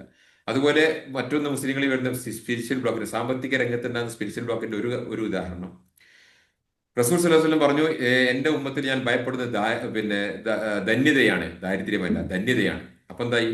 അപ്പൊ ധന്യത ഉണ്ടായാൽ അപകടപ്പെടും, ധന്യത ഉണ്ടായാൽ നമ്മൾ ദീന് പോകും, ധന്യത ഉണ്ടായാൽ ദീന് പോകും എന്നുള്ളത് കൊണ്ട് എന്ത് ചെയ്യും? ഇവന് ദീനാണല്ലോ ആവശ്യം, അതുകൊണ്ട് ധന്യതയെ ഇവൻ റിപ്പൽ ചെയ്യുന്നു. ഇങ്ങനെയാണ് സ്പിരിച്വൽ ബ്ലോക്ക് വർക്ക് ചെയ്യുക. അതുപോലെ പിന്നെ ഹുബുൽ മസാക്കിൻ, മിസ്കിമാരോടുള്ള സ്നേഹം, മിസ്കിമാരുടെ ഹുബുൽ മസാക്കിൻ റസൂൽ ചോദിച്ചു പറഞ്ഞു, പ്രാർത്ഥിക്കുക. ഹുബുൽ മസാക്കിൻ ചോദിച്ചിട്ടുണ്ടല്ലോ, എനിക്ക് മിസ്കിമാരുടെ സ്നേഹം തരണേ, ഹുബ് തരണേ. അപ്പൊ അതിന്റെ അർത്ഥം മിസ്കിമാരോടൊരു സ്നേഹം കൊണ്ട് ഇവൻ തന്നെ മിസ്കീനാകുക എന്നുള്ളതാണ്. അപ്പൊ മിസ്കീനായ അതൊരു പദവിയാണ് എന്നാണ്. മിസ്കീനായാല് മിസ്കീന്റെ സുബറാണോ ധനികന്റെ ശുക്രാണോ ഏറ്റവും കനതൂങ്ങുന്ന ഇമാം ഇബ്നുൽ ഖയ്യിം ഒരു ബുക്ക് തന്നെ എഴുതിയത്, 400 പേജുള്ള ബുക്ക് എഴുതിയത്, നല്ല ബുക്കാ, മനസ്സിലായല്ലേ? അപ്പോ ദാരിദ്ര്യം എന്നുള്ളത് ഒരു സൽഗുണമായിട്ടോ ഒരു വെർച്യൂ ആയിട്ട് ഉള്ളിൽ കയറിയിട്ടുണ്ടെങ്കിൽ ഇവൻ അല്പജ്ഞാനം അമിതഭക്തിന്റെ ആളായാൽ ഇവന് സാമ്പത്തികമായിട്ടുള്ള ലക്കുകൾ വരുന്നത് സ്റ്റോപ്പ് ആയി പോകും. കാരണം ഇവന്റെ മനസ്സ് അൺകോൺഷ്യസ് മൈൻഡ് റിപ്പയർ ചെയ്യാം. അൺകോൺഷ്യസ് മൈൻഡ് റിപ്പയർ ചെയ്യുന്ന കൂടെ അതിന്റെ ഇതിൽ ഹൈർ ബർക്കത്ത് വരില്ല. മനസ്സിലല്ലേ? ഹുബുൽ മസാക്കിൻ റസൂൽ ചോദിച്ചു. ഹുബുൽ മസാക്കിൻ ആരോടാ ചോദിക്കാൻ പറഞ്ഞത്? ധനികനോട്. ധനികനത് വേണം ചോദിച്ചു വേണം. കാരണം ധന്യത ഉണ്ടായാലും ഓൻ മിസ്കിമാരെ മറക്കാൻ പാടില്ല, മിസ്കിമാരോട് ഒരു പുച്ഛം പാടില്ല.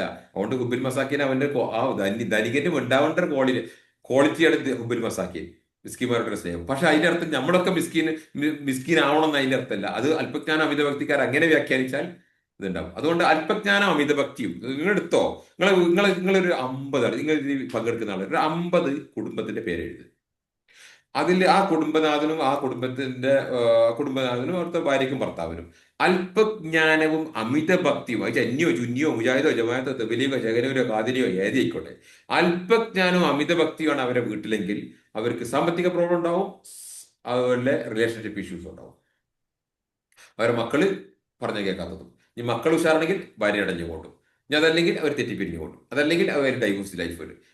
റിലേഷൻഷിപ്പിനും അവരുടെ റിസ്കിലും ക്രമക്കേടുകളുണ്ട്. ഒരു 100 ഫാമിലി നിങ്ങൾ ഓരോരുത്തരും ലിസ്റ്റ് ഔട്ട് ചെയ്യേ, എന്നിട്ട് ലിസ്റ്റ് ഔട്ട് ചെയ്തിട്ട് എത്ര ഫാമിലി ഇത് ഇല്ലാത്തുണ്ടെന്ന് പറ. മേ ബി ഒരു 100 ലിസ്റ്റ് ഔട്ട് ചെയ്താൽ 10 കൂടി കിട്ടൂല, ബാക്കിയൊക്കെ പ്രോസസ് ഉള്ളതാവും. അതാണ് അല്പജ്ഞാനം അമിതഭക്തി ഉള്ളത്. അതോ ഈ അല്പജ്ഞാനം അമിതഭക്തി ഉള്ള ആളുകളുടെ അവരിൽ നിന്നാണ് നിങ്ങളുടെ പേഴ്സണാലിറ്റീസും മൂല്യങ്ങളും മതവും എൽമും പഠിക്കുന്നതെങ്കിൽ അവരുടെ ജീവിതത്തിലുള്ള ക്രമക്കേട് നിങ്ങളുടെ ജീവിതത്തിൽ വരും. കാരണം എന്താ? Emotional transference. ആ എമോഷണൽ ട്രാൻസ്ഫറൻസ്, അതാ ഞാൻ പറയുന്നത് മൊല്ല ഞാൻ പറയുന്നത്. ഈ മൊല്ലാക്കന്മാരിൽ നിന്ന് വേദകൾ എന്ന് നിർത്തിയോ നിങ്ങൾ എടുത്ത് വായിക്കടോ. വലിയ ഉലമാക്കളെ ബുക്ക് എടുത്ത് വായിക്ക്. അത് അപ്പം പറ മലയാളത്തിലുള്ള ഈ മലയാളം വേണ്ട, ഇംഗ്ലീഷില്ലേ? നിങ്ങളെ വീട്ടിൽ ഇംഗ്ലീഷ് അറിയുന്ന കുട്ടികളില്ലേ? അവർ വേണ്ട ഈ കമ്പ്യൂട്ടർ ചാറ്റ് GPT ഇല്ലേ? ആ ചാറ്റ് GPT കണ്ട് ഇട്ട് കൊടുക്ക്. എന്നിട്ട് ചാറ്റ് GPT പൊന്നാര ചാറ്റ് GPT പച്ച മലയാളത്തിൽ ഇതെന്ന് പറഞ്ഞു തന്നാണ് ചാറ്റ് GPT പറഞ്ഞുതരും. ട്രാൻസ്ലേഷനിൽ നിങ്ങൾക്ക് പറഞ്ഞുതരും. നിങ്ങൾ എന്തിനാണ് മല്ലാക്കവരെടുക്കുന്നത്? വായിക്ക്. ഇക്കർബിസ്റബിൽ വായിക്കുന്നവന്റെ ബുദ്ധിയും കൂർമ്മതയും വളർച്ചയും വേറൊരാൾക്കുണ്ടാവില്ല. അതുകൊണ്ട് ഉയരങ്ങളിലേക്ക് നോക്ക്. ഞാൻ ചോദിക്കട്ടെ, ഇപ്പൊ നിങ്ങൾ ഈ തെക്കുവാ പറഞ്ഞാൽ നിങ്ങൾ ഈ തെക്കുവേണ്ടി ഒരു ഫുൾ മോഡൽ എന്ന് പറഞ്ഞതെന്ന് വെച്ചാൽ ഈ മല്ലാക്കാൻ എനിക്ക് കാണിച്ചു തരാനുള്ളൂ. ഈ തെക്കുവയുടെ എല്ലാ അർത്ഥത്തിലും നിങ്ങൾ ഈ പറയുന്ന തെക്കുവയുടെ ഒരു ഫുൾ മോഡൽ കാണിച്ചത് എന്ന് ചോദിച്ചു കഴിഞ്ഞാൽ നിങ്ങൾക്ക് ഈ ക്ലാസ് എടുക്കുന്ന മൊല്ലാക്കാനെ പറഞ്ഞു കൊടുക്കും. അപ്പൊ ആ മൊല്ലാക്കാന്റെ പോരങ്ങളാവും, ആ മൊല്ലാക്കാനെ പോലെ ഒരു മൊല്ലാക്കങ്ങളാവും.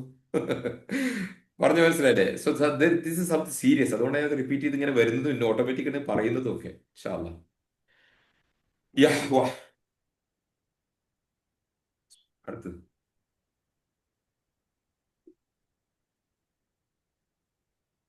ഒരാള്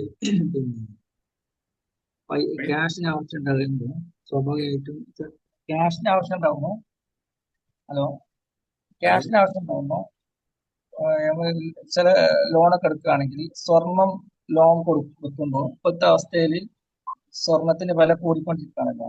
അപ്പൊ അത് വിൽക്കാതെ നല്ല ലോൺ വെക്കുകയാണോ നല്ലത്? എങ്ങനെ ലോൺ എടുക്കുകയാണെങ്കിൽ അതായത് ഇപ്പോഴത്തെ സാഹചര്യത്തിൽ സ്വർണത്തിന് വില കൂടിക്കൊണ്ടിരിക്കുകയാണല്ലോ. ആ അപ്പം സ്വാഭാവികമായിട്ടും നമ്മള് സ്വർണം വെക്കണതിന് പകരം വിൽച്ചാൽ ഉം. ചിലപ്പോൾ തിരിച്ചെടുക്കാൻ കഴിയുമെന്നല്ല. അപ്പൊ സ്വർണം പണയം വെക്കണ നിങ്ങൾക്ക് എന്താണ് ഇതിന്റെ അഭിപ്രായം? ഏത് സാഹചര്യത്തിലായാലും അൽ ഹറാം, അൽ ഹറാം. അത് ഏത് സാഹചര്യത്തിലായാലും, ഇപ്പോഴത്തെ സാഹചര്യം സ്വർണ്ണം വില കൂടിയാലും ശരി കുറഞ്ഞാലും ശരി, ഏത് സാഹചര്യത്തിലും അൽ ഹറാമാണ്. അതിന്റെ ഇസ്ലാമിക് റൂളിംഗ് അൽ ഹറാമാണ്. അത് ഒരിക്കലും ആർക്കും മാറ്റാൻ പാടില്ലാത്തതും കഴിയാത്തതുമാണ്. പക്ഷെ ആളുകൾ പലരും ഇത് ചെയ്യുന്നുണ്ട്. ഹറാമാണെങ്കിലും അത് ചെയ്യുന്നുണ്ട്.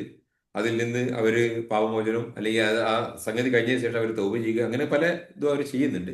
പക്ഷെ അതിന്റെ ഇസ്ലാമിക് റൂളിംഗ് ഒരിക്കലും ഹലാലല്ല, ഹറാം തന്നെയാണ്.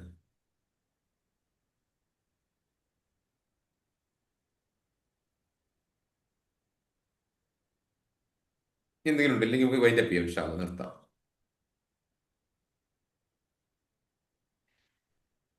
ഓക്കെ സഹോദരന്മാരെ, സുഹൃത്തുക്കളെ, ബാറക്കല്ലാ ജസാക്കല്ലാ ഖൈറൻ. ഇൻഷാ അല്ലാ എന്തെങ്കിലും റിമാർക്ക് ഉണ്ടെങ്കിൽ നിങ്ങൾ PM വിട്ടോളൂ. നിങ്ങൾ 1 more ക്ലാസ്സസ് ഫ്രീ ഉണ്ട്, അടുത്ത ക്ലാസ്സും കൂടെ. അത് കഴിഞ്ഞ് കഴിഞ്ഞാൽ പിന്നെ നിങ്ങൾ എന്ത് ചെയ്യുക, PM കോൺടാക്ട് ചെയ്യുക.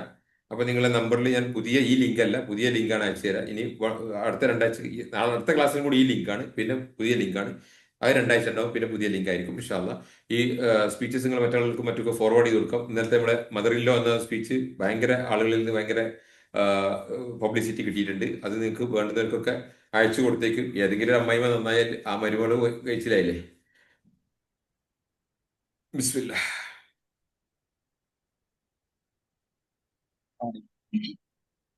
ഇൻഷാ അല്ലാ.